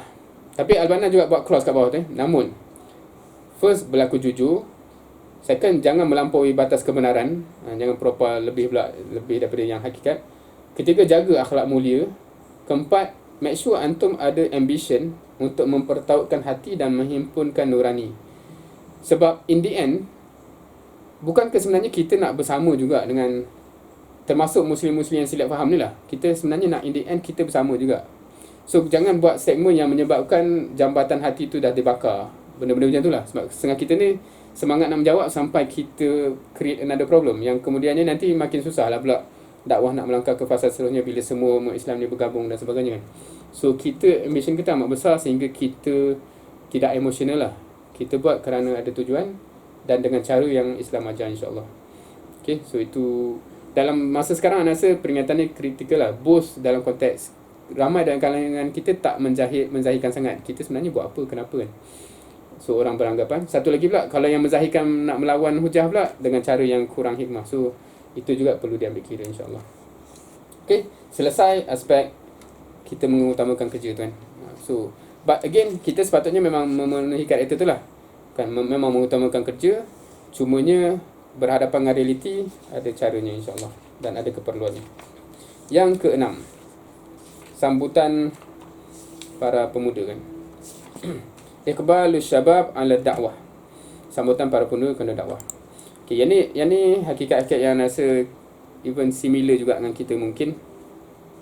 So nak pergi laju Mengenai sambutan pemuda dan pertumbuhan paling subur bagi semayan dakwah, maka ia merupakan anugerah besar dan kita harus memuji Allah SWT atas hal tersebut. So first and foremost, Al-Banna still kata ini kurniaan Allah lah. Hakikat bahawa sambutan memang meletup-letup lah dari kalangan pemuda kan. Dan anda tak letak contoh yang banyak di sini, tapi Al-Banna dia bawa contoh kat universiti tu jadi macam ni, kat universiti tu jadi macam ni kan. Dia bawa contoh perkembangan hebat di universiti tertentu. So anda nak baca, anda boleh baca. Tapi anda rasa secara umum ni kita pun tahu kebanyakan sambutan tu memang di universiti pun, bukan hanya di Malaysia. Walaupun sekarang ni kalau ada yang aware, ada concern terbaru ialah kenapa kat Malaysia ni dulu sambutan universiti hangat, tapi sekarang ni merudum lah. Jumlah usrah di universiti pun merudum. Siapa yang menjaga IPT mungkin tahu isu ni. Dan ada khas punya meeting untuk kenapa, apa isu kat universiti ni. Kenapa dulu trajectory dia naik, lepas tu dia turun kan. Wallahualam. Tapi itu ceritanya, so pendek saja. Terus juga kepada yang seterusnya. Suratul intishar fil qura wal mudun. Cepatnya berkembang di desa dan di kota. Again, ini bila Al-Banna cakap khasais dakwah ni ialah yang terzahir ketika itu. Dakwah bermula di Ismailiyah, kemudian melebar sayap sampai ke wilayah-wilayah terusan Suez. Lepas tu sampai ke Laut Kecil lah. Allahuakbar, anda pun tak tahu geografi benda ni. Sehingga ke Dakar, Liak pun anda tak tahu di mana. Anda boleh nakalkan je balik. Sampai ke Cairo. Tapi anak rasa anak first time dengar benda ni masa dalam risalah ni. Anda tak pasti ada disebut ke tak dalam risalah lain. Dakwah sampai ke Cairo dengan bergabungnya organisasi Al-Hadarah Al-Islamiyah beserta seluruh aktivis dan perangkatnya kepada Ikhwan. So actually kalau based on ayat ni, macam Ikhwan tu sampai ke Cairo, ke Kahirah, sebab grup yang dah ada kat situ bergabung jadi bawah Ikhwan. So dia bukan start dari zero, dia absorb. Dan kemudian ada quote kat situ lah, macam mana boleh bergabung tu. Mereka bergabung kerana meyakini fikiran Ikhwan, mengutamakan kerja bersama jamaah, tak perlu pada gelaran dan nama-nama, dan membenci egoisme dan merosakkan amal. Maksudnya kat sini, macam mana dia orang sanggup meleburkan nama Al-Hadarah Al-Islamiyah tu kan. Maknanya semua jadi Ikhwan lepas tu kan. Dah tak ada legasi tu kan. Sebab itulah dia yakin dengan Ikhwan dan tak perlu gelaran-gelaran nama-nama ni, semua kita bergabung saja dan sebagainya. Sebab tu boleh bergabung kan. Dan kalau kita tahu, mungkin itu antara isu besar yang susah nak bergabung pun lah. Kenapa kat guna nama korang, guna nama kita orang, kalau nak apa-apa pergabungan kan. So itu isu manusiawi yang gambaran kat sini ialah masa pergabungan di Kahirah tu benda tu settle. Berdirilah kantor pusat Ikhwan di Cairo yang memberi bimbingan kepada cabang-cabang jemaah yang baru tumbuh di pelosok negeri. Terus menerus menyebarkan fikrah ke daerah yang belum mempunyai kontak dengan dakwah Ikhwan. Cabang jemaah Ikhwan tersebar ke seluruh pelosok, sampai keluar juga ke Sudan, Syria, Morocco.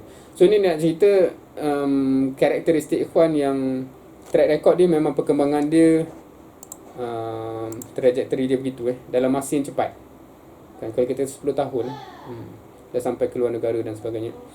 Cabang juga tak hanya menanti arahan kantor pusat, tapi serius bekerja di semua aspek pelayanan umum. So ini juga macam perkembangan dia sampai HQ kat pusat tu tak sempat nak follow kan. Dan yang cabang pula bukan tunggu arahannya, dia actually melayan umat dan sebagainya tu amat laju. Datuk Al-Banna bawa contoh yang banyak hubungan antara kantor pusat dan cabang yang menggambarkan hubungan rohani dan kekeluargaan, ikatan dan kecintaan. So Al-Banna kalau kat untuk baca, dia bawa contoh-contoh real yang mana ni bukan hubungan macam NGO. Macam NGO macam mana? Macam peringkat NGO kan. Tapi memang hubungan hati. Dan rasa kalau kita pun Presiden selalu remind bahawa kita bukan NGO, kita harkah dakwah kan. Kita ada nilai-nilai yang tidak ada hanya pada NGO tu kan. Walaupun menjahirkan diri kita sebagai NGO, tapi kita hakikatnya harkah dakwah yang ada nilai-nilai begitu. So bila bagi arahan tu, janganlah bengis dan sebagainya. So ada unsur-unsur yang ukhuwah yang ada kat situ. Dia bawa contoh yang banyak. Okey, sungguh, tapi Al-Banna sebutlah, sungguh ini merupakan anugerah Allah yang diberikan kepada siapa saja yang dikehendaki. Harapnya kita begitu harapnya kita hubungan pusat negeri kawasan pun begitu hubungan yang akrab, hubungan hati. Bukan negeri kat kawasan ni kutub pusat. Harapnya tidak berlaku sebegitu. Ayuhal ikhwan, terus terang saya bangga dengan kesatuan ikhwan yang tulus ini. Sangat gembira dengan ikatan Rabbani yang kukuh ini dan sangat optimis menatap masa depan selama kalian tetap bersaudara kerana Allah, saling mencintai dan saling tolong-menolong. Itu kata-kata dia. Ramai yang tertanya, dari mana ikhwan muslimin membiayai dakwah ni? So ini poin-poin yang Al-Banna terus jawab lah soalan macam mana berkembang pesat ni kan. Siapa yang finance ni? Biayanya sangat besar, tak mampu dibayar oleh orang kaya, apatah lagi kalau miskin. Kalau ada backing daripada millionaire mana-mana pun tak mampu nak bayar semua benda ni kan. So tertanya. Tapi Al-Banna sebut ni, anggota ikhwan tak pernah kikir untuk ataupun kedekut untuk keperluan dakwah mereka. Maka infakkan keperluan primary mereka, apatah lagi keperluan tertiar, ni bahasa Indonesia punya translate direct, dan lebihan belanja harian mereka. Wallahualam sejauh mana kita dah sampai ke sini. Tapi bila Al-Banna buat contoh tu macam apa yang ikhwan bagi ni bukan lebihan duit, tapi even asalnya duit keperluan family kan. Sejak mereka menyatakan kesediaan untuk memikul beban dakwah ini, mereka telah mengetahui bahawa ia adalah sebuah dakwah yang tidak cukup ditebus dengan harga yang lebih murah daripada darah dan harta. So anything less than darah dan harta is not sufficient. So dia dah faham itu dari awal. Dan di bawah ayat surah Taubah ayat 111, A'udzubillahi minasyaitonir rajim, innallaha ashtara minal mu'minina anfusahum wa amwalahum bi anna lahumul jannah. So mereka menerima transaksi ini dengan mempersembahkan barang dagangan dengan keredaan dan ketulusan hati, sembari meyakini bahawa seluruh keutamaan hanya milik Allah. Kerana itu mereka merasa cukup dengan apa yang mereka miliki tanpa mengharapkan apa yang menjadi milik orang lain. Harapan ana dan expectation ana jugalah, kita di level ini dan onwards sudah tak ada lagi macam rasa tekilan compare dengan orang di luar sistem kan. Kenapa dia orang boleh beli kereta baru apa-apa semula.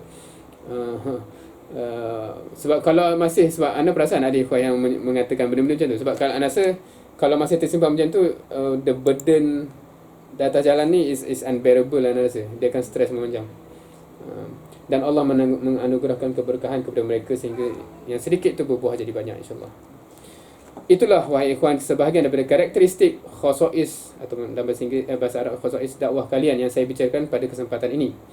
Berikutnya kita akan pindah kepada perbahasan salah satu aspek penting daripada aspek-aspek dakwah, di mana kadang-kadang sikap ikhwan difahami secara rancu oleh kebanyakan manusia, bahkan boleh jadi sebagian ikhwan sendiri pun boleh menjebak kejelasan bab-bab ini. So dimasuk kepada manhaj al-ikhwan muslimin. Ada persoalan so far? Boleh lagi ke? Ke dah tepu?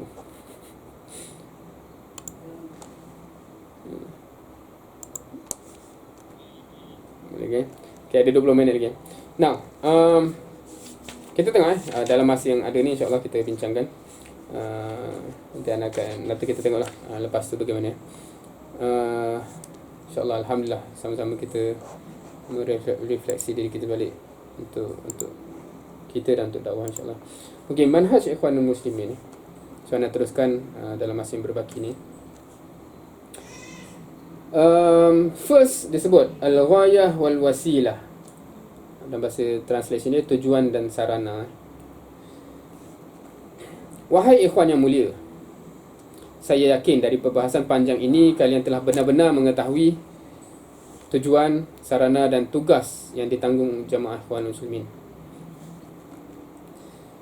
Tentang tujuan ikhwan terangkum dalam pembentukan generasi baru dari kaum beriman yang berpegang kepada ajaran Islam yang benar, di mana generasi tersebut akan berusaha mewarnai umat dengan warna-warna ataupun sirah Islam yang sempurna dalam semua aspek kehidupan.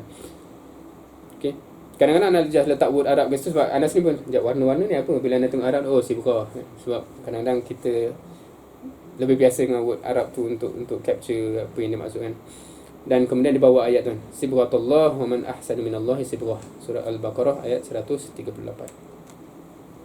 Okey, sarana yang mereka gunakan terangkum dalam perubahan tradisi umum ataupun taghyir uruf am. Kat sini dia kata perubahan tradisi umum tu maknanya uruf umum ni ditaghyir, diubah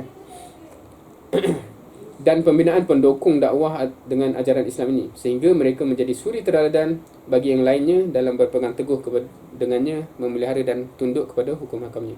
Kalau antum perasan kat situ ada unsur dakwah am tadi dan ada unsur takwin tadi kan. Maksudnya memilih jundi itu satu dan takrif itu satu kan.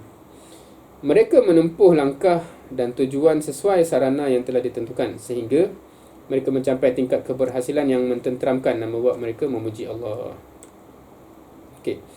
So dekat sini masuk topik-topik yang waqi lah kot, dan persoalan-persoalan kata contemporary ya. Soalan-soalan realiti lah. Apa stand ikhwan terhadap kalau kita guna revolusi, boleh tak? Dan sebagainya. So ada beberapa benda kat situ, revolusi. Apa stand ikhwan terhadap pemerintahan? Nak menang politik ke? Macam mana dengan dasar undang-undang dasar ataupun apa yang kita panggil perlembagaan, kena ubah ke perlembagaan Mesir ni, etc.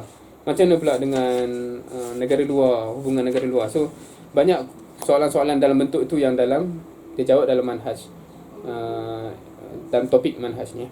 So yang first, al-ikhwan wal quwwah was saurah. So saurah ni mungkin sekarang kita agak familiar sebab dah berlaku Arab Spring dan sebagainya. Kalau sebelum ni kita tak pernah dengar word tu kan. Okey. Banyak orang bertanya, apakah ikhwan muslimin berazam untuk menggunakan kekuatan dalam mewujudkannya atau mencapai tujuannya? Apakah ikhwanul muslimin berfikir untuk mempersiapkan revolusi global pada sistem politik dan sosial yang ada di Mesir? Mana nak ubah semua benda ni kan? Nak gugah semua benda ni kan? Adapun kekuatan, so Al-Banna start dengan basic dulu. Kekuatan ni kuwah lah. Adapun menggunakan al-kuwah, ia merupakan syiar Islam dalam perundangan dan syariatnya. Dan di bawah ayat tu surah Al-Anfal ayat 60. A'udzubillahi minasyaitonirrajim. Wa'iddu lahum mastata'tum min quwwah wa min ribatil khail turhibuna bihi aduwallahi wa aduwakum. Dan siapkanlah untuk menghadapi mereka dengan kekuatan apa sahaja yang kamu sanggupi, dan dari kuda-kuda yang ditambat untuk berperang, yang dengan itu kamu menggentarkan musuh Allah dan juga musuh kamu. So nak dibawa ayat ni kenapa? Kerana Al-Banna kata dalam Islam ni menggunakan kekuatan tu is part of Islam. Kita tak boleh deny benda tu. Itu paksi asas. Namun demikian, dari segi operasi pula, ikhwan yang memiliki pemikiran yang lebih mendalam dan pandangan yang lebih jauh tidak akan tertarik kepada amal dan pemikiran yang dangkal. Tidak akan menerjuni amal secara mendalam, maknanya betul-betul masuk ke dalam satu amal, sebelum menimbang hasil, maksud serta tujuannya. So first tadi paksinya, menggunakan kekuatan tu part of Islam, mafhum. Tapi dari segi operasinya, kita tak main terjun tanpa menilai aspek-aspek yang perlu dinilai. Mereka ni rujuk kepada ikhwan tadi, mereka memahami bahawa peringkat pertama kekuatan adalah kekuatan iman dan akidah. Kemudian kekuatan kesatuan dan ikatan persaudaraan atau ukhuwah tu. Kemudian baru kekuatan fizikal dan senjata. Sebuah jemaah tidak bisa dikatakan kuat sebelum memiliki cakupan keseluruhan kekuatan tersebut. Dia kata kalau kita tak boleh nak claim jemaah kita kuat kalau belum settle tiga-tiga lah. Tiga-tiga kuat. Iman, akidah pun solid, alhamdulillah. Kesatuan dan ukhuwah, alhamdulillah. Dan fizikal dan equipment pun alhamdulillah, dan kuat. Manakala sebuah jemaah yang menggunakan kekuatan fizikal dan senjata, padahal ikatannya masih berserakan, sistem masih kacau, akidah masih lemah, iman masih padam, maka kesudahan akhirnya adalah kehancuran dan kebinasaan. So kalau yang jam degan ni, itu lagi mudarat lah. Belum ada kekuatan dalaman, terus nak melompat kepada kekuatan fizikal, itu mencari padah, kata Al-Banna. Okey, itu pertama. Itu satu sisi. Maknanya satu sisi yang mencorakkan approach Al-Banna dalam persoalan ni. Sisi yang kedua pula, Al-Banna mengutarakan soalan sebenarnya untuk dipikir. Okey, adakah ajaran Islam tu yang memang slogannya kita cakap dalam tu ada kekuatan, actually perintah umatnya untuk guna kekuatan pada setiap situasi, setiap condition? Macam tu ke kita faham? Itu soalan fundamental. Atau dia memberikan batasan dan syarat-syarat serta memberi arahan tertentu dalam penggunaannya. So maknanya even masa boleh guna pun ada cara dia, ada disiplin dia kan. Adakah macam tu? So tu sisi kedua yang menjadi titik persoalan yang kita sebelum nak jawab kena jawab ni dululah. Sisi yang ketiga pula, apakah penggunaan kekuatan itu merupakan solusi awal ataupun alternatif terakhir? Adakah awal-awal default kita jom perang kan? Ataupun dia alternatif yang terakhir bila kita dah exhaust semua benda approach yang lain yang tak melibatkan benda tu. Apakah manusia wajib mempertimbangkan dampak positif dan negatif? So ni persoalan fundamental juga. Kita sebenarnya kena consider ke impact positif dan negatif impact kalau kita guna kekuatan tu serta berbagai condition untuk menyertainya? Atau apakah manusia hanya berkewajipan untuk menggunakan kekuatan, lepas tu apa nak jadi-jadilah? Adakah macam tu? So ni persoalan-persoalan fundamental yang Al-Manan kata sebelum kita nak jawab ikhwan nak guna ke tak, ini persoalan-persoalan basic yang kita kena halusi dululah. Okay. Inilah pandangan yang digunakan ikhwan mengenai cara penggunaan kekuatan sebelum benar-benar menggunakannya. Okay. Now, kalau kita perasan, ni semua ni masih pasal Al-Quwwah. Ni belum masuk Saurah lagi.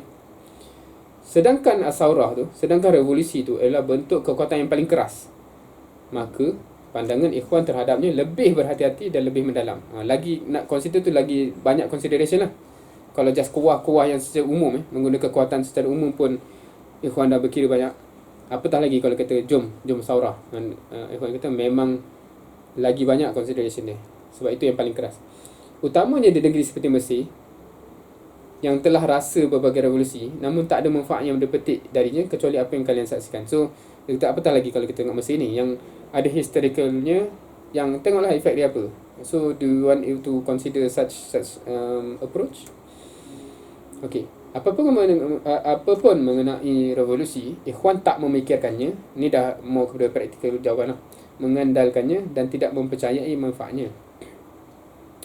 Meskipun demikian, ikhwan memperingatkan dengan lantang kepada pemerintah Mesir bahawa jika keadaan negara masih berlanjutan seperti ini, masa hal itu akan memancing terjadinya revolusi. So Al-Banna kata kalau berterusan macam ni, revolusi itu akan jadi juga. Bukan ikhwan yang melakukannya atau menyuruhkannya, tetapi terjadi kerana tekanan situasi dan tuntutan kondisi. So Al-Banna predict akan jadi juga, bukan ikhwan yang trigger, tapi condition yang trigger. Kalau pemerintah tu still berterus begitu. So wallahu alam how in relation dengan apa yang kita tengok yang berlaku di Mesir dan sekitarnya in recent history kan. Okay, so dah 1.50. Rasa kita just teaser sikit yang ni dan kemudian tengoklah macam mana apa penganjur, adakah disambung ataupun bacaan sendiri dan sebagainya. Sebab mungkin ada setengah orang dia lebih tertarik dengan ni. Oh ni lah baru nak cerita politik sikit kan. So wallahualam. Tapi saya rasa yang basic tadi tu semua foundation yang amat penting untuk difahami dan di-appreciate dalam konteks bila kita map balik dengan aplikasi kita. So anda just pergi secara sikit dulu. So dalam berapa minit ni sampai 1.55 ke? Kita 1.55. Anda tengok jam sampai 11.30 kan. Okay. Just teaser sikit kat sini. Okay. Sebab apa soalan dia pasal pemerintahan ni? Sekelompok manusia Sekelompok manusia bertanya, adakah manhaj Ikhwan Muslimin ini mengharuskan mereka membentuk pemerintahan atau menuntut kekuasaan? Apa itu wasilah atau perangkat yang mereka gunakan untuk mencapai hal tersebut? So ni again, sebab banyak soalan pasal Ikhwan ni dia nak pegang kerajaan ke agaknya. Islam yang diyakini oleh Ikhwan menjadikan pemerintahan sebagai salah satu pilar bangunannya dan bertumpu kepada pelaksanaan sebagaimana juga ia bertumpu kepada bimbingan. So again, cara Al-Banna jawab sentiasa pergi kepada paksi asas, kemudian gradually kepada operasi. So Al-Banna membawa ayat ni. Auzubillahi minasyaitonirrajim. Ini bukan ayat, sorry. Ini adalah kata-kata Uthman. Tengok ayat Quran lah. Innallaha la yaz'u bisultan ma la yaz'u bil Quran. Ini kalau tak ada baris ni hilang pula ni. So maknanya Allah tidak sesungguhnya Allah mencegah dengan kekuasaan satu yang tidak bisa dicegah dengan Al-Quran. Ni quote kata-kata kat sini dia sebut khalifah yang ketiga. So maksudnya konteksnya anda rasa setengah ikhwan pun pernah guna ayat ni dalam masa sebelum PRU sebelum ni kan. Maksudnya ada benda yang tak boleh ditangani dengan tarbiyah manusia ni, dia perlu ditangani dengan law lah ataupun kekuasaan . So Nabi sendiri SAW telah jadikan pemerintahan sebagai salah satu ikatan daripada Islam. Islam adalah hukum sekaligus penerapan sistem perundangan dan pengajarannya. Sebagaimana ia juga adalah undang-undang peradilan di mana satu tidak biasa dipisahkan dengan lain. Maksudnya ini paksi yang clear. Oleh itu, kat sini anak mungkin akan berhenti kat sini lah kot. Just teaser kepada yang seterusnya. Oleh itu, kalau ada yang nak lakukan islah tu, dia rasa puas hati, okeylah, cukuplah dengan jadi seorang ahli fiqh, ahli yang fikir, membimbingnya untuk menetapkan hukum, membaca berbagai instruksi, menyebut berbagai cabang prinsip Islam, boleh mengajar agama ke apa. Sementara para pelaksana operasi undang-undang dan eksekutif negara tu masih suka hati menetapkan syariat yang tak diizinkan oleh Allah, masih paksa umat untuk langgar perintah Allah. Sekiranya itu berlaku, maka suara sang muslih tadi tu hanya macam teriakan di tengah lembah ataupun tiupan daripada pasir lah. Maksudnya apa efek dia sebenarnya. So itu antara benda yang kat situ, dan anda tutup ke sini lah. Atas dasar inilah Ikhwan Muslimin tidak menuntut kekuasaan untuk kepentingan dirinya. So Ikhwan bila dia membayangkan kekuasaan tu bukan untuk Ikhwan sebenarnya. Sebab tu ada statement yang agak menarik. Jika Ikhwan mendapati di tengah umat tu, di tengah umat ada orang yang siap untuk memikul beban, menunaikan amanah dan menjalankan pemerintahan yang sesuai dengan manhaj Islam, maka Ikhwan siap untuk jadi tentera dan pembela dan penolong orang tu, walaupun orang tu bukan Ikhwan pun. Sebab objektif kita itu clear, bukan kita nak nama kita di atas, tapi kita nak objektif itu tercapai. Tapi dia kata, namun jika ternyata memang tak dapat jumpa cari orang macam tu, maka pemerintahan adalah bahagian daripada manhaj Ikhwan dan kita akan berusaha sehingga tercapai matlamat itulah. Kan? So itu gambaran umum yang mungkin titik berhenti di hari ini dalam konteks bagaimana kita mengamati isu kuasa, tampuk kuasa. Kan? Adakah kita yang nak duduk kat situ, ataupun sebenarnya kita nak objektif itu tercapai regardless of who, dan kalau ada manusia yang memang boleh fulfill all the criteria, kita rela je jadi tenteranya untuk memperjuangkan dia. Tapi kalau tak ada, then we have to do something to make sure in the end objektif itu tercapai jugalah. Wallahu alam. So disebabkan faktor masa tu, anda berhenti kat situ dan pulangkan dulu kepada penganjur insyaAllah. Tapi secara prinsipnya, kalau anda faham adakah ijtihad jamaah instead of kalau instead of personal, confirm lah. So dia bukan bila kita cakap dengan strategi dakwah ni, dia memang di level jama'i lah, yang mengumpulkan berbagai bidang, berbagai kepakaran yang supaya keputusan tu insya-Allah lebih berkat dan lebih jitu lah. Tapi kalau nak kata jemaah ke masyarakat, adakah itu? Sebab anda tak tahu ijtihad jemaah tu instead of apa. Kalau instead of personal, yelah memang dia ijtihad jemaah lah. Kan? Sebab strategi, dan bila kita cakap strategi di level islah hukumah ke daulah ke apa, memang di peringkat jamaah lah. Kalau kita baca maratib amal yang Al-Banna sebut dalam risalah ta'alim pun, dia kata yang first 3 level tu, islah nafsihi tu ataupun individu muslim, keluarga muslim, baitul muslim dan mujtama' tu memang individu kan. Tapi mujtama' tu dah start ada juga answer perancangan jamaah dan onwards. So kalau kita faham itu, maratib itu memang dia tergambar jamaah lah, instead of individu.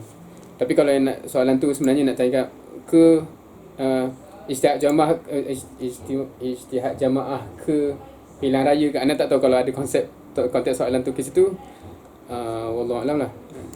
Tapi still dalam konteks apa yang Al-Banna sebut, bila kita cakap implikasi dia apa, kalau ada orang macam tu, kita sanggup menjadi pembantu dia, jondi dia, dan kalau sistem yang kita guna pakai ialah demokrasi pilihan raya tu, dan melalui channel itu, dan kita akan jentera dia untuk mengangkat dia melalui channel tu lah. Maksudnya ijtihad tu ialah ijtihad untuk support dia, dia ijtihad jemaah lah. Tapi dia akan terlantik melalui sistem juga. Dan rasa dekat sini, sebab ni dah cakap pasal pemerintahan dan perlembagaan dan sebagainya. Sebab nanti kalau kita cakap pasal perlembagaan, Al-Banna did mention, kalau perlembagaan tu tak ada, kenapa kita nak beri lawan pula? Oh ni apa kata, setengah orang kan dia, ini kan perlembagaan kufar, tauhid ke apa. So tu kita tak sebut cover hari ni. Macam mana Al-Banna melihat perlembagaan yang sedia ada tu? Kita menentang ke? Kita macam mana ke? So but in short, dalam jawapan tu macam tu lah, dia ijtihad jemaah lah. Wallahu a'lam. Bagaimana akhlak pemimpin ikhwan? Akhlak pemimpin ikhwan dengan non-Muslim berbanding kepimpinan Islam hari ini. Macam tu. Akhlak pemimpin ikhwan dengan non-Muslim tu terhadap non-Muslim berbanding kepimpinan Islam hari ini. Maknanya bagaimana interaksi dengan non-Muslim. Non-Muslim di dalam negara lah kot ni. Ke negara luar. Sebab kalau dengan non-Muslim di luar negara, dia ada tajuk dia. Kat mana belakang ni. Dengan grup Islam lain pun ada kat sini kan. Kita tak sempat cover. Dengan negara barat ada. Tapi dengan kalau kat sini anda boleh menjawab dalam apa yang kita faham dari risalah ta'lim juga lah kot, ataupun dalam risalah Ilah Syabab contohnya. Sebab dalam Ilah Syabab digambarkan stages tu ialah level negara yang Al-Banna kata ialah pemimpin tu tugas dia ialah membawa umat Islam ke masjid. Itu filosofi dia lah, membawa Islam tu kepada ajaran Islam yang sebenar, dan memimpin umat Islam untuk membawa manusia selainnya, yakni non-Muslim, kepada Islam. Kalau antum baca benda-benda yang Al-Banna tulis, antum akan nampak essence dia bukan nak kuasa. Dia nak benda tu untuk capai apa yang Islam nak in the end juga. So bila dia kata pemimpin Islam tu menyusun negara dia supaya dia boleh lead umat Islam kepada Islam yang sebenar, dan dia boleh bersama-sama dengan umat Islam semuanya satu negara tu membawa Islam, cahaya Islam kepada semua non-Muslim. So anda ambil kalau menjawab soalan tu, secara hadafnya begitu. Secara hadafnya kita in the end nak semua non-Muslim ni bersama-sama dengan kita sebagai Muslim di dalam negara ini untuk membawa negara ini sebagai negara Islam dan onwards ke Staziatul Alam lah.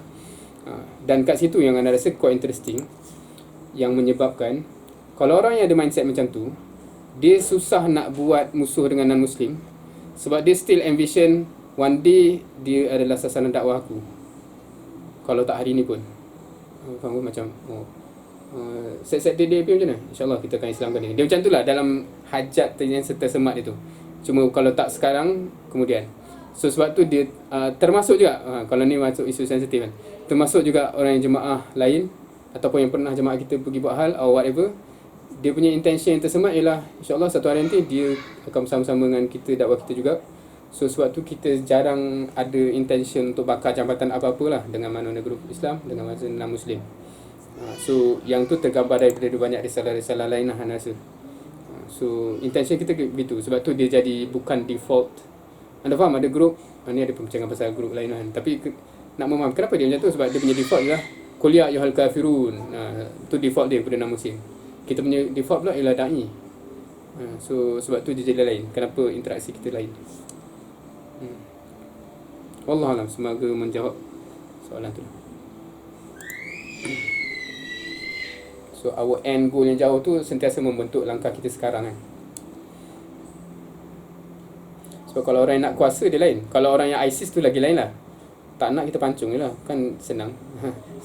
Maknanya dia hilang dari dunia ni, dia tak adalah ni kan. So dalam Ikram ni quite interesting. The challenge The challenge bila dah sebut non-Muslim ni.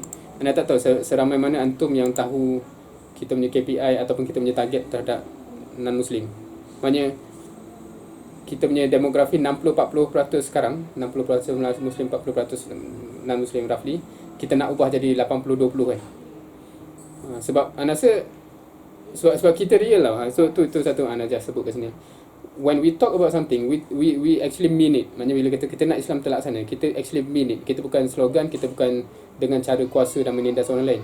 So bila kita mean it, kita maksudnya, tapi dalam demografi sekarang possible ke tak? So ada istilah, okay, tak possible. So sebab itulah KPI kita yang besar sekarang kena Islamkan seramai mungkin supaya berubah daripada 60-40 hingga 80-20%. In the end, kalau kita bayang macam tu, dalam 10 tahun ni kita kena Islamkan separuh daripada non-Muslim lah. Kalau percentage kan, daripada 40 jadi 20, separuh kita kena Islamkan. Siapa yang nak buat? So kat situ yang rasa kita aware kot. Ada yang macam Selangor kena jaga Sabah, Johor kena jaga Sarawak untuk Hidayah Center dan non-Muslim. Sebab termasuk Sabah Sarawak juga dakwah tu. So kat sini yang rasa berbeza orang yang berslogan saja dengan orang yang bila dia bincang dia cakap dia lah. So hence dia jatuh kepada amal yang banyak yang kita kena buat. Hopefully kita semua saling menyumbang lah. Banyak kerja tu. Wallahualam.